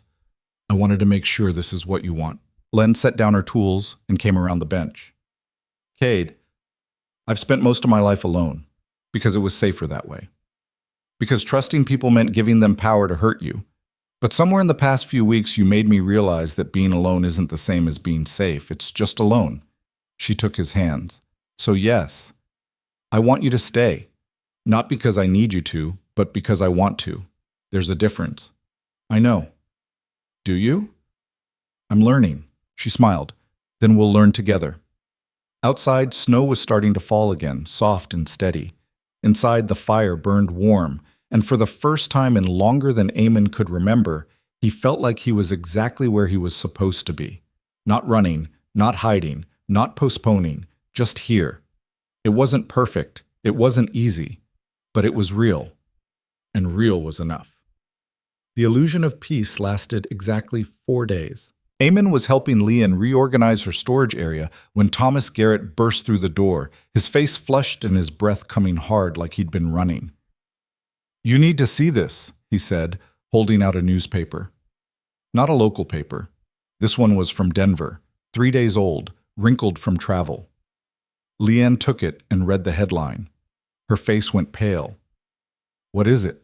Eamon asked. She handed him the paper without a word. The headline read, "Prominent businessman Victor Hale dies in custody." Below it, a shorter article explained that Hale had suffered a heart attack in his cell at the Territorial Holding Facility in Salt Creek. He'd been pronounced dead within the hour. No foul play suspected. "When did this happen?" Eamon asked. 2 days ago, Thomas said. "My father just got word this morning. The territorial office is saying it was natural causes, but nothing about this is natural," Leanne finished. Eamon read the article again, looking for details that weren't there. The timing was convenient, too convenient. Hale had been scheduled to give his full deposition the day after he died, the one that would have named everyone who'd helped him, everyone who'd looked the other way, everyone who'd profited from his schemes. Now that testimony would never happen. "Where's Daniel?" Eamon asked. "I don't know. Nobody's seen him since he went to Salt Creek with Carson. We need to find him." They spent the rest of the day trying to track down Daniel Hale and Deputy Carson Mills, but it was like they'd both vanished. The boarding house in Iron Hollow had no forwarding address. The territorial office in Salt Creek claimed Carson was pursuing other investigative leads and couldn't be reached. Daniel Hale, as far as anyone could tell, had simply disappeared. By evening, Eamon's unease had grown into something darker. "This feels wrong," he said to Leanne as they closed up the shop. "All of it feels wrong." "No, I mean, Hale dying, Daniel disappearing, Carson going silent. It's too neat, like someone's cleaning up loose ends." "You think someone killed Hale?" "I think powerful men don't die conveniently unless someone makes it convenient." Leanne locked the door and turned to face him. "So what do? We wait and we watch. And if anyone comes asking questions we don't answer them." "That's not much of a plan. It's what kept me alive for 11 years. She didn't look convinced, but she nodded anyway. That night, Eamon couldn't sleep. He lay in Leanne's small bed listening to her breathe beside him, his mind turning over the pieces of a puzzle that didn't fit together. Hale's confession had been too complete, too willing. Men who'd spent years building empires didn't just hand over the keys unless they had no other choice, unless they'd already made a different deal. The thought sat in Eamon's chest like a stone. What if Hale's confession had been a distraction?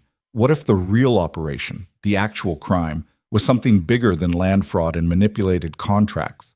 What if everything they'd uncovered was just the surface, and below it ran something darker that Hale had been protecting all along? He got up quietly and walked to the front of the shop, staring out at the dark street. Iron Hollow was silent except for the wind and the occasional creak of old buildings settling. Nothing moved, nothing threatened. But Eamon had learned a long time ago that the most dangerous moments were the quiet ones, right before everything broke. The break came 3 days later. Eamon was at the general store buying supplies when he overheard 2 miners talking by the stove. They were discussing layoffs at one of the smaller operations north of town, something about investors pulling out and claims being abandoned. Nothing unusual. Mines closed all the time when the ore ran thin or the money ran out. But then one of them mentioned a name that made Eamon go still. Hale had been buying up claims through some company out of Denver. Now that he's dead, the whole thing's falling apart. "What company?" "Rocky Mountain Development, I think. They were supposed to be consolidating operations, bringing in new equipment, hiring more workers. Now they're just walking away, leaving a lot of people high and dry." Story of this territory. Eamon paid for his supplies and walked out, his mind racing. Rocky Mountain Development. He'd seen that name before, in Leanne's ledger, buried in the property transfers. But it had seemed like just another shell company, just another layer of Hale's operation. What if it wasn't? He went straight to the shop and found Leanne working on a bridle. She looked up when he came in, reading something in his expression. "What happened?" "I need to see the ledger again." She pulled it out without question, and Eamon flipped through the pages, looking for the entries he'd half noticed weeks ago. There. Property transfers to Rocky Mountain Development dated over the past year. But these weren't in Iron Hollow. These were mining claims scattered across 3 counties, all purchased through Hale's network but registered to the development company. "What are you looking for?" Leon asked. "I'm not sure yet." He kept reading, cross-referencing dates and locations. These claims, they're all in the same general area, but they're not connected. Some are active mines, some are abandoned, some are just raw land. There's no pattern to it. Unless the pattern isn't geographic. "What do you mean?" Leon came around the bench and studied the ledger over his shoulder. "What if it's geological? What if these claims all sit on top of the same mineral deposit, just in different access points?" Eamon looked at her. "That would be worth millions, maybe more." She tapped one of the entries. "If someone knew there was a major deposit running through this area, and they could quietly buy up all the claims before anyone else figured it out, they could control the entire operation." But Hale wasn't a mining engineer. How would he know? He wouldn't, but someone else might. Leon pulled out the documents Daniel had brought them, the ones that detailed Hale's correspondence with the mining company. She found the letter from Denver and held it up. Rocky Mountain Development. They contacted Hale first, not the other way around. What if they were the ones who knew about the deposit? And what if they needed someone local to do the land acquisition quietly, without drawing attention? The pieces were starting to fit together, and the picture they formed was bigger and uglier than anything Eamon had imagined. Hale was the middleman, he said slowly. He bought the properties using his local connections and his fraudulent schemes, then transferred them to Rocky Mountain Development. They got the land without anyone connecting the dots, and Hale got paid for his trouble. Until we started investigating. Until Daniel turned on him. Until federal law started looking into his operation. And then he became a liability instead of an asset. They stared at each other, both of them understanding what this meant. "We need to find Carson," Leon said. "If Rocky Mountain Development was behind all of this, they're the ones who need to be investigated, not just Hale." Carson's disappeared. "Then we find someone else. The federal marshal in Denver, a territorial judge, someone. With what proof? Everything we have points to Hale, and Hale's dead. We have the correspondence. We have the property transfers. We have Daniel's testimony about who Hale was working with. We have Daniel's testimony if we can find Daniel." Eamon closed the ledger. "And I'm betting whoever cleaned up Hale doesn't want us finding him." The words hung in the air between them, heavy with implication. "So what do we do?" Leon asked quietly. "We do what we've been doing. We document everything. We build the case. And we stay alive long enough to see it through." "That's a terrible plan. You have a better one?" She didn't. Over the next week, they worked in secret, expanding Lyon's ledger to include everything they could find about Rocky Mountain Development. Eamon rode out to some of the mining claims, talking to workers and foremen, piecing together a timeline of when the company had started buying properties and what they'd promised to the people selling them. The pattern was consistent. Rocky Mountain Development would approach struggling mine owners with generous offers, promises of investment and modernization, contracts that looked legitimate on the surface. Then they'd acquire the claims and do nothing. No investment, no development, just ownership. And anyone who asked questions or tried to back out found themselves facing legal challenges they couldn't afford to fight. It was Hale's scheme on a larger scale, backed by deeper pockets and smarter lawyers. Leon cataloged everything Eamon brought back, creating a new section in her ledger specifically for the development company. She cross-referenced property records, mining registrations, and business filings, building a web of connections that reached from Iron Hollow to Denver to investors in New York and San Francisco. "This is massive," she said one evening, staring at the expanded ledger. "This isn't just fraud. This is organized crime operating under the cover of legitimate business, which means going after them is going to be a lot harder than going after Hale. And a lot more dangerous." Eamon nodded. They both knew what they were risking, but they'd come too far to stop now. The knock on the door came late that night, after they'd closed the shop and were getting ready for bed. 3 sharp raps, deliberate and insistent. Eamon grabbed his knife and moved to the door while Lan positioned herself behind the counter where she could reach her derringer. He opened the door slowly, ready for trouble.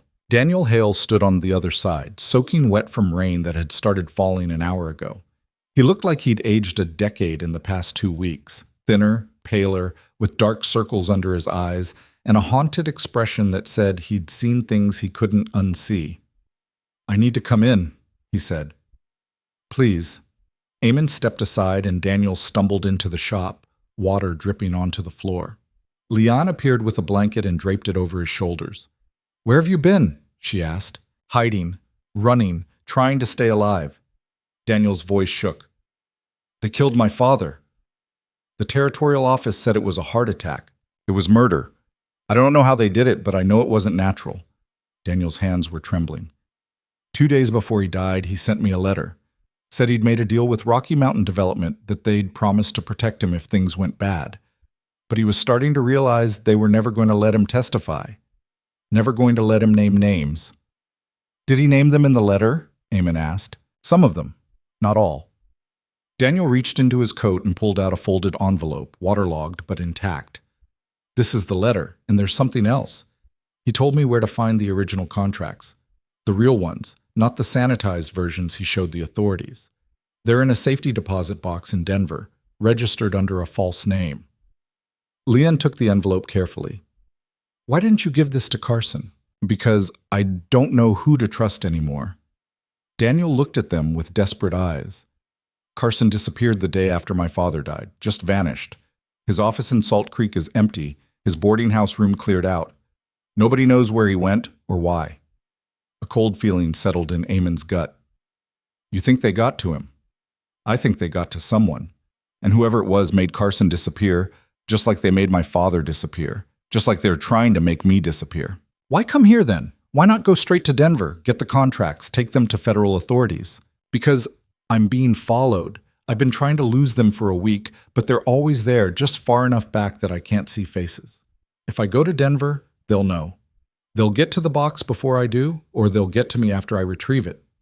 Daniel pulled the blanket tighter around his shoulders. "I need help, and you two are the only people I know who've stood up to my father and survived." Eamon and Leon exchanged glances. This was exactly what they'd been afraid of. The moment when their investigation stopped being about documents and evidence and started being about survival. "What do you need from us?" Leon asked. "A distraction. Someone to draw the people following me away long enough for me to get to Denver and back. If I can get those contracts, we'll have everything we need to take down Rocky Mountain Development and everyone working with them." "That's asking us to put ourselves in the line of fire," Eamon said. "I know, and I'm sorry, but I don't know what else to do." Daniel's voice cracked. "My father was a terrible man, but he was still my father, and they killed him to keep him quiet. If we don't stop them, they'll keep killing until there's nobody left who knows the truth." Eamon wanted to say no, wanted to tell Daniel to find someone else, some other way, some solution that didn't involve Leanne being used as bait, but he looked at her and saw the same grim determination in her eyes that he felt in his own chest. "When do you need to leave?" Leanne asked. "Tomorrow. Early. Then we'll be ready." Daniel nodded, relief washing over his face. "Thank you, both of you." After he left, slipping out the back door and disappearing into the rain, Eamon and Leanne sat in the quiet shop and tried to process what they just agreed to. "This is insane," Eamon said. "Probably. We could die. That's been true since the day you walked into Hale's office. This is different. This isn't small-town corruption. This is people with real power and real resources who've already killed at least once." "I know." Leanne turned to face him. "But what's the alternative? Let them get away with it. Let Daniel die trying to do this alone? Spend the rest of our lives looking over our shoulders, waiting for someone to decide we're loose ends too?" She was right. They'd crossed a line the moment they'd started investigating Hale, and there was no walking it back now. The only way out was through. "So what's the plan?" Eamon asked. "We make it obvious that we're continuing the investigation. Visit the land office, talk to people around town, make sure whoever's watching Daniel sees us poking around, draw their attention here while he rides to Denver. And when they come for us, we handle it. With what? A knife and a derringer? With whatever we have." Leon's voice was steady. "I've been scared before, Cade. I've faced men who wanted to take everything from me. This isn't new. It's just bigger." Eamon reached out and took her hand. "I won't let them hurt you." "You can't promise that." I can try. She squeezed his hand. Then we try together. The next morning, they put the plan into motion. While Daniel slipped out of town on a borrowed horse heading south toward Denver through back trails, Eamon and Liane made themselves conspicuously visible. They went to the land office and requested copies of property transfers. They talked to Thomas Garrett and his father about coordinating testimony. They even made a show of discussing their findings loud enough for anyone nearby to overhear. By midday, Eamon was certain they were being watched. He couldn't identify specific faces, couldn't point to particular people, but he could feel it, that prickling awareness of eyes tracking their movements. "They're here," he murmured to Lian as they walked back to the shop. "I know." "Should we keep going, act normal? We can't spook them yet." That evening, they worked in the shop with the door unlocked and the lamps bright, making sure anyone watching could see them going through documents, adding notes to the ledger, building their case. It felt like performing on a stage for an audience they couldn't see. The first direct contact came just after midnight. Eamon was half asleep when he heard the sound. Soft scraping against the back door, the unmistakable noise of someone trying to pick the lock.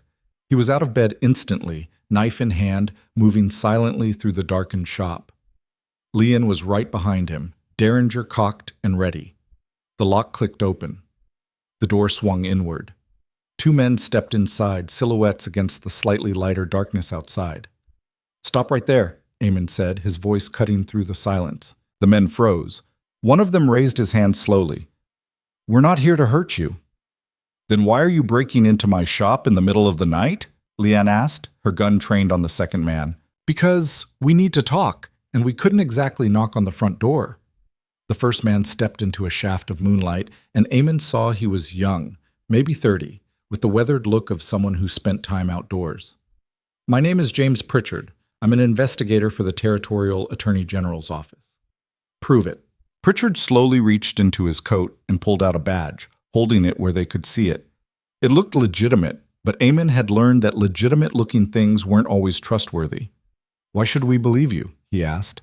"Because we've been investigating Rocky Mountain development for 6 months, and we think you have information that could help us."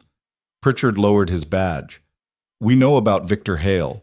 We know about his son, and we know you've been building a case against the people Hale was working for. If you've been investigating for 6 months, why haven't you stopped them? Because we need proof that will hold up in court. Proof that connects Rocky Mountain development to fraud, conspiracy, and now murder." The second man spoke up, his voice rough. "We had an agent working inside Hale's operation, Deputy Carson Mills. He was gathering evidence until Hale died and everything went dark." Eamon's grip on his knife relaxed slightly. "Carson was working for you? For us? For the territorial government? And for the federal marshal's office? Multi-agency investigation." Pritchard gestured at the ledger on Lian's workbench. "And if that's what we think it is, it could be the breakthrough we need." Lian didn't lower her gun. "How do we know you're not working for Rocky Mountain development?" "You don't. Not yet." Pritchard's expression was grim. "But Daniel Hale is riding into a trap right now, and if we don't move fast, he's going to end up like his father." "What are you talking about?" Eamon demanded. "The safety deposit box in Denver. It's compromised. Rocky Mountain Development knows about it. They've had people watching it for weeks, waiting to see if anyone tried to access it." Pritchard stepped closer. "Daniel's walking straight into their hands unless we get to him first." Len and Eamon looked at each other, the same sick realization hitting them both. They'd sent Daniel to his death. "Where is he now?" Eamon asked. "If he left this morning and pushed hard, he's maybe 10 miles outside Denver. We have a team heading south to intercept him, but they won't get there before he reaches the city." Pritchard looked at the ledger again. "We need that ledger, everything you've documented, and we need your testimony about what Hale told you, what his son told you, everything." "And if we give you all of that, what happens to us?" Lian asked. "You go into protective custody until we can make arrests. You testify when the case goes to trial. And then you get your life back. Just like that. Just like that." It was too simple, too convenient. But what choice did they have? Daniel was riding into danger because they'd asked him to trust them, and now they had to trust that these men could save him. Eamon looked at Lian. She nodded once, her jaw set. "Take the ledger," Eamon said. "But we're coming with you. If Daniel's in danger, we're going to help get him out." That's not protocol. I don't care about protocol. Those are our terms. Pritchard studied them for a moment, then nodded. Okay, but we leave now, and you do exactly what we say. No arguments, no heroics. Agreed. They gathered what they needed, the ledger, Daniel's letter, the documents from Hale's confession, and followed Pritchard and his partner out into the cold night. 4 horses waited in the alley, already saddled and ready. Can you ride? Pritchard asked. Better than you, Eamon said. They mounted up and rode out of Iron Hollow at a hard gallop, the town disappearing behind them in the darkness. The moon was bright enough to see by, the road clear enough to push the horses hard. They covered ground fast, the landscape blurring past them in shades of silver and black. 3 hours later, they caught up with another group of riders, 4 men, also carrying badges, also moving with the purposeful coordination of law enforcement. Pritchard conferred with them briefly, then rode back to where Eamon and Leanne waited. Daniel's about 5 miles ahead, he said, and he's got company. At least 3 riders shadowing him, maybe more. We're going to try to get between them before they make their move. And if we can't, then things get messy. They pushed on, the horses laboring now, foam flecking their necks. Eamon could see Denver in the distance, a scattered collection of lights against the base of the mountains. So close. Daniel had been so close. Then they heard the gunshot. It echoed across the open ground, flat and final. Pritchard cursed and kicked his horse harder, the whole group surging forward. They crested a rise and saw the scene below, Daniel's horse running riderless. 3 men on horseback surrounding a crumpled figure on the ground. Pritchard and his men drew their weapons and charged down the slope, shouting for the riders to stop. 2 of them wheeled their horses and fled. The third raised a rifle, and Pritchard's partner shot him out of the saddle before he could fire. Eamon and Leanne reached Daniel seconds later. He was alive, clutching his side where blood was spreading across his shirt. His face was pale but conscious. They knew, he gasped. They were waiting. Don't talk, Leanne said, pressing her hands against the wound. Save your strength. One of Pritchard's men was already tearing bandages from his pack, working to stop the bleeding. Another caught Daniel's horse and brought it back. Pritchard himself was standing over the man who'd been shot, checking for a pulse. He's dead, Pritchard said, and the other 2 got away. Can we move him? Eamon asked, nodding at Daniel. We have to. There's a doctor in Denver who works with us. We get Daniel there, he's got a chance. They rigged a travois using coats and rope, securing Daniel as gently as possible. He was losing consciousness now, the blood loss catching up with him despite the bandaging. Leanne rode beside the travois, holding Daniel's hand, talking to him quietly to keep him focused. They made it to Denver by dawn, riding straight through to a small house on the edge of town. The doctor was already waiting, a thin woman with gray hair and steady hands who took one look at Daniel and started barking orders. Eamon and Leanne were pushed into a side room while the doctor worked. They sat in stunned silence, both of them too tired and too scared to process everything that had just happened. Pritchard came in an hour later with coffee and news. Daniel's going to make it. The bullet went through clean, missed anything vital. He'll need time to recover, but he'll live. Relief flooded through Eamon. And the men who shot him? The 2 who got away are being hunted. The one we killed is being identified. He'll lead us to whoever hired him. Pritchard sat down across from them. This is bigger than we thought. Rocky Mountain Development has connections to mining interests across 3 territories. The deposit thereafter is worth tens of millions, maybe more. And they're willing to kill for it, Leanne said quietly. They've already killed for it. Hale wasn't their first victim. He's just the first one anyone noticed. So what happens now? Eamon asked. Now we build a case strong enough that they can't buy their way out of it. Your ledger is going to be key evidence. Daniel's testimony about his father's deals, the documents he was trying to retrieve, your first-hand accounts of Hale's operations. All of it combines to show a pattern of conspiracy that reaches from Iron Hollow to Denver to New York. How long? Weeks, maybe months. These things take time. And in the meantime? In the meantime, you stay here under protection. We've got a safe house, guards, everything you need. When we're ready to move, we'll bring you in to testify. Leanne looked at Eamon. He could see the exhaustion in her eyes, the weight of everything they'd been through. But he could also see determination. We'll stay, she said, but we want regular updates, and we want to know the moment you're ready to make arrests. Done. Pritchard stood and walked to the door, then paused. For what it's worth, What you two did, building that ledger, protecting Daniel, risking yourselves to expose this, it took real courage. People are going to remember that. We don't need people to remember, Eamon said. We just need this to be over. It will be, soon. But soon turned out to be relative. They spent 3 weeks in the safe house, a small cabin outside Denver with guards rotating shifts and no visitors except Pritchard and his team.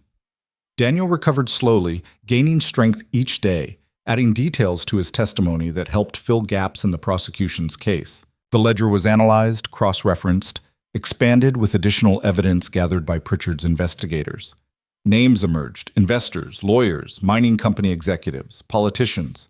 The web spread wider than anyone had anticipated, touching people in positions of power across multiple territories.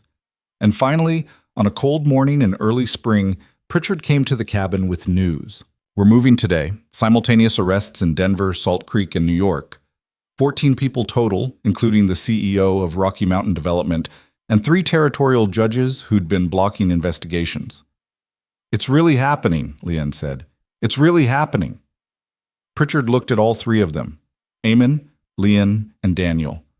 We're going to need you in court next month, all of you. Are you ready? Daniel spoke first. I am. Leanne nodded. So am I. They both looked at Eamon. He thought about the man he'd been when he first came down from the mountains, alone, disconnected, running from anything that looked like responsibility. That man was gone.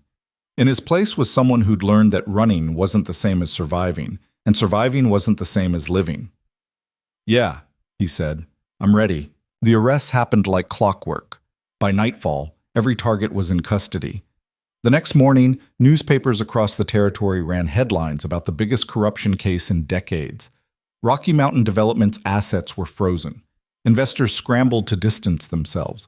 Politicians resigned. The truth, once exposed, spread like wildfire. The trial took 6 weeks. Eamon, Leanne, and Daniel testified for days, walking the jury through every detail documented in the ledger, every contract Daniel had witnessed, every threat and manipulation Hale had used. Defense lawyers tried to discredit them, tried to paint them as opportunists or conspirators themselves, but the evidence was too strong and too comprehensive. In the end, all 14 defendants were convicted. Sentences ranged from 10 to 30 years. Rocky Mountain Development was dissolved, its assets seized and sold to pay restitution to the people who'd been defrauded. Justice, when it finally arrived, was thorough. Standing on the courthouse steps after the verdict, Eamon felt something shift inside him. Not relief exactly, but something close to it. A sense that what had been broken could be repaired, that systems could work if people made them work. What now? Daniel asked. He'd been offered immunity in exchange for his testimony and cooperation, and he'd accepted it with the understanding that he'd spend the rest of his life making up for the damage his father had caused. Now we go home, Leanne said. Where's home? She looked at Eamon, and he saw the question in her eyes. Where was home for 2 people who'd spent most of their lives avoiding the very idea of it? Iron Hollow, he said. If it'll have us. It will, Daniel said. I've been thinking about that myself. The town needs rebuilding, needs people willing to invest in making it something again. Maybe that could be, I don't know, a way to make things right. You're going back? Leanne asked, surprised. If you'll let me. I know I don't deserve forgiveness for what I helped my father do, but maybe I can earn something close to it. Daniel looked at them both. You showed me it was possible to stand up when everything says to stay down. I'd like to try doing the same. Eamon held out his hand. Daniel shook it, and something passed between them. Understanding maybe, or just the recognition that they'd all survived something that should have broken them. They returned to Iron Hollow a week later, riding in on a spring morning when the snow had finally melted and the town looked almost hopeful in the clean sunlight. People came out to greet them. Thomas Garrett and his father, Dutch, from the restaurant, the stable hand with the crooked nose, others whose businesses had been saved by the prosecution's restitution orders. It wasn't a celebration exactly. Too much had been lost for that. But it was acknowledgement, recognition that what they'd done mattered. Leanne's shop was exactly as they'd left it, the leather goods still hanging on their pegs, the workbench still scarred and stained.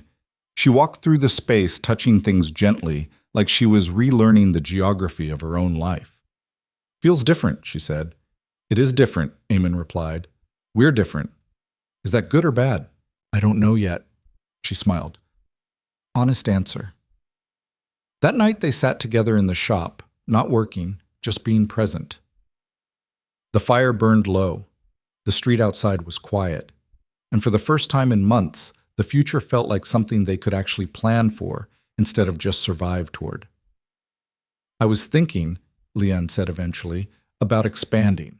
Maybe taking on an apprentice, teaching someone the trade. The town's going to need more craftspeople if it's going to rebuild properly. That's a good idea. And you? What are you thinking? Eamon considered the question. I'm thinking I might put down roots. Really put them down. Not just staying because I don't have anywhere else to go, but choosing to be here. Choosing... He looked at her. Choosing you. Choosing this. If that's something you want. Leanne was quiet for a moment, her eyes reflecting firelight. I spent a long time believing that wanting things just gave the world more ways to hurt you. That safety meant not caring too much about anything you couldn't carry on your back. I know the feeling. But you changed that. You made me believe that maybe caring about something, about someone, wasn't weakness. That maybe it was the only thing that made any of this mean anything. She moved closer, taking his hands in hers. So yes, Cade, I want that. I want you to stay. I want us to build something here that's ours, that nobody can take away or corrupt or destroy. Even if it's hard, even if it scares me. It scares me too. Good. That means we're doing it right. They sat together in the quiet shop while the fire burned down to embers and the world outside settled into darkness. Two people who'd spent years running from connection finally learning how to stop running. Finally learning that the things worth having were the things worth fighting for, worth staying for, worth risking everything to protect. Outside, Iron Hollow slept. Inside, something new was beginning. Not perfect, not easy, but real. And real was everything. Spring came to Iron Hollow like a promise the town had forgotten how to believe in. The snow melted slowly, revealing ground that had been frozen for so long. Nobody remembered what it looked like thawed. Mud replaced ice in the streets. Storefronts that had been dark for years started showing signs of life. A fresh coat of paint here, new glass in a window there. The small acts of people deciding that maybe the future was worth investing in after all. Eamon watched it happen from the shop, which had become their shop somewhere along the way without either of them making a formal decision about it. He'd moved his few belongings from the boarding house, hung his coat on a peg beside hers, and started sleeping in her bed every night instead of just some nights. The transition had been so gradual that he couldn't pinpoint the exact moment when staying became permanent. He supposed that was how the important things happened, not with grand gestures or clear decisions, but with 100 small choices that added up to a life. One afternoon in late spring, Daniel Hale appeared at the shop carrying plans for converting his father's old office building into something useful.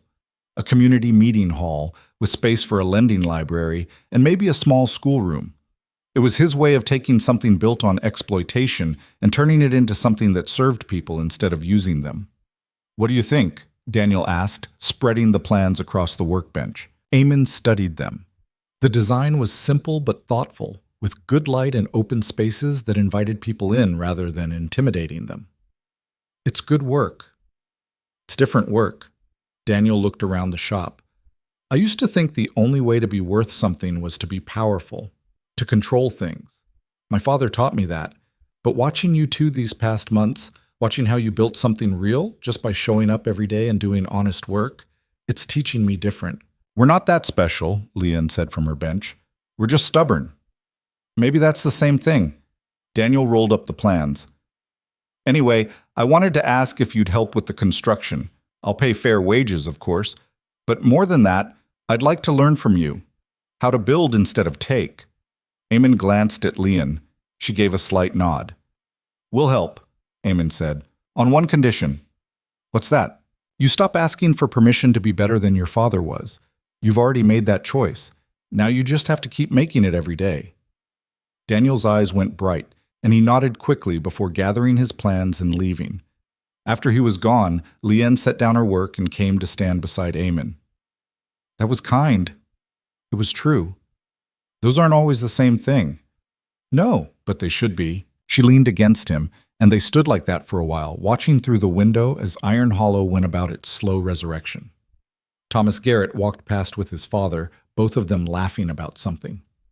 Dutch swept the steps of a restaurant. A woman Eamon didn't recognize opened the old barber shop and started cleaning the windows. Life, small and persistent, pushing forward. That evening, as they closed up the shop, Leon pulled out a letter that had arrived that morning. "It's from Pritchard," she said. "Final report on the investigation." "What's it say?" She scanned it quickly. "All the convictions are holding on appeal. Restitution payments are going out to victims across 3 territories, and they've recovered most of the money Rocky Mountain Development stole." She looked up. "We're getting our share. The debt you signed with Hale is being voided, and we're being compensated for damages to the shop." "How much?" "Enough to expand. Maybe hire that apprentice I was thinking about. Maybe even buy the building next door if it comes up for sale." Eamon took the letter and read it himself. The amount was substantial, not fortune, but security. The kind of money that meant they could plan for years instead of months. "What do you want to do with it?" he asked. Leon thought for a moment. "I want to build something that lasts. Something that can't be taken away by one man with a scheme or a drought or bad luck. I want to know that when I'm gone, there'll be something here that proves I was more than just someone trying to survive." "Then that's what we'll do," she smiled. "Just like that?" "Just like that. Because that's what love was," Eamon had learned. Not the dramatic gestures or the grand proclamations, but the quiet agreement to build something together, brick by brick, knowing it might all fall apart anyway, but choosing to build it anyway because the building itself was what mattered. The summer that followed was the kind that made you forget winter ever existed. Long days with light that lasted until 9 o'clock. Warm enough that you could work outside without a coat. Dry enough that the streets finally firmed up and stopped being impassable mud. Iron Hollow transformed slowly but steadily. The hotel reopened under new ownership. The assayer's office brought in additional staff to handle an increase in legitimate mining claims. Dutch's restaurant expanded, adding tables and hiring a second cook. Even the saloon got cleaned up, trading its reputation as a place where men went to forget their troubles for one where they went to discuss building something better. Eamon found himself becoming part of the community in ways he'd never experienced before. People would stop him on the street to ask his opinion on matters. Property disputes, business partnerships, whether the town should invest in a real schoolhouse. At first he tried to deflect, to maintain the boundaries he'd spent years perfecting. But Leon pointed out that boundaries only worked when you were trying to keep people out, and keeping people out wasn't the goal anymore. So he learned to engage, to listen to problems and help find solutions, to show up at town meetings and voice opinions about things that mattered, to be, in a word he'd never thought would apply to him, a citizen. It was harder than 11 years in the mountains had ever been, but it was also better. One morning in late summer, Eamon woke before dawn and couldn't fall back asleep. He got dressed quietly and walked to the edge of town, to the spot where the road led up into the foothills. The mountains were visible in the distance, purple and gray in the pre-dawn light, the high country where he'd spent so much of his life. He thought about the cabin that was probably collapsed by now, buried under snow and time. The trap lines he'd never check again. The solitude that had once felt like freedom and eventually felt like prison. He didn't miss it, not the way he thought he would, not even a little, because he'd learned something important in Iron Hollow, something the mountains had never been able to teach him. That strength wasn't about enduring alone.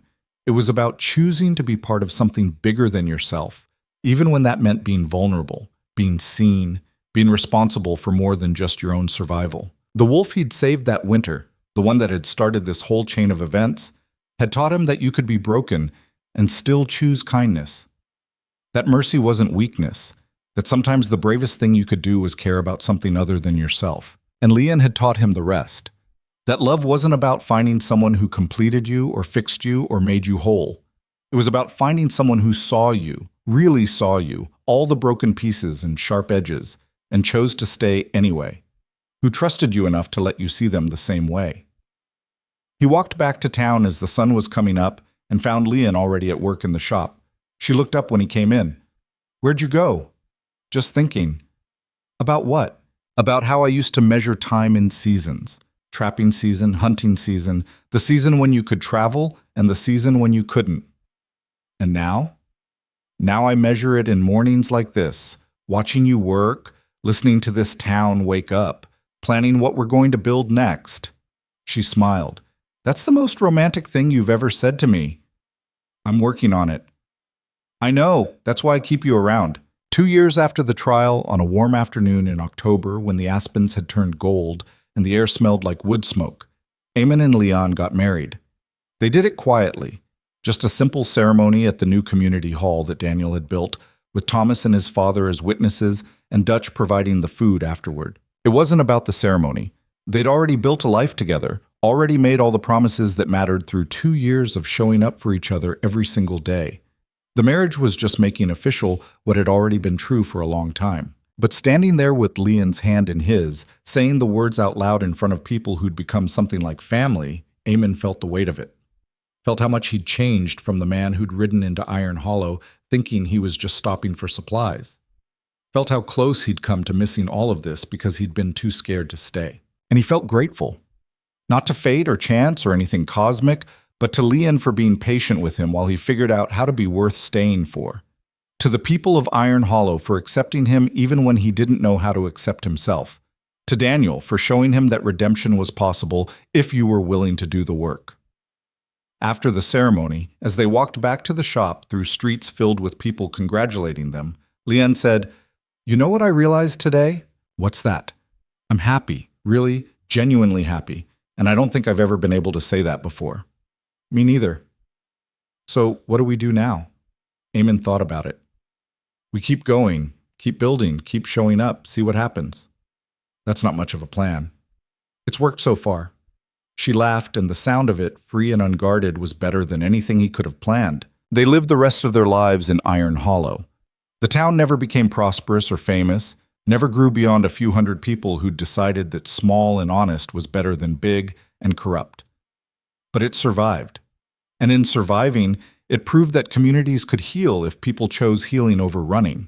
Eamon and Leanne had children, 2 daughters who grew up learning leatherwork from their mother and quiet resilience from their father. They expanded the shop, trained apprentices, built a business that would outlast them. They helped Daniel turn the meeting hall into the center of town life, a place where people gathered to solve problems and celebrate victories and remember that they were stronger together than apart. And through it all, Eamon kept learning the lesson that had brought him down from the mountains in the first place, that the opposite of loneliness wasn't company. It was connection. It was being seen and known and choosing to see and know others in return. It was building something that mattered with people who mattered to you, knowing that nothing lasted forever but building it anyway because the building itself was the point. On a winter evening, many years later, when Eamon's hair had gone gray and his hands weren't as steady as they used to be, he sat by the fire in the shop and watched Leon teach their youngest daughter how to set a seam that would hold for 20 years. The scene was ordinary, just 3 people working with leather and thread and tools, but it held everything that mattered. "You're staring," Leon said without looking up. "I'm appreciating." "That's the same thing." "Maybe." Their daughter looked up from her work. "Papa, tell us about the wolf again." "You've heard that story 100 times." "Tell it anyway." So he did. He told them about the trap and the broken leg and the decision that didn't make sense at the time but changed everything. He told them about coming to Iron Hollow and meeting a woman who taught him that strength and vulnerability weren't opposites, about fighting corruption and almost losing everything and discovering that sometimes the bravest thing you could do was stay when every instinct told you to run. But mostly, he told them about choosing, about how every day you woke up and decided what kind of person you were going to be, what kind of life you were going to build, who you were going to love and protect and fight for, and how those choices, made over and over again across years and decades, added up to a life that meant something. When he finished, his daughter went back to her work, and Leanne caught his eye across the shop. She didn't say anything, but he knew what she was thinking because he was thinking it too. They'd done it. Against all odds and despite all their mistakes, they'd built something real, something that would last beyond them. Something worth all the fear and risk and vulnerability it had taken to create. Outside, snow was beginning to fall, soft and steady, covering Iron Hollow in white. Inside, the fire burned warm and the work continued, and 3 people who loved each other sat together in the quiet satisfaction of a day well lived. It wasn't perfect. It never had been and never would be. But it was enough. More than enough. It was home.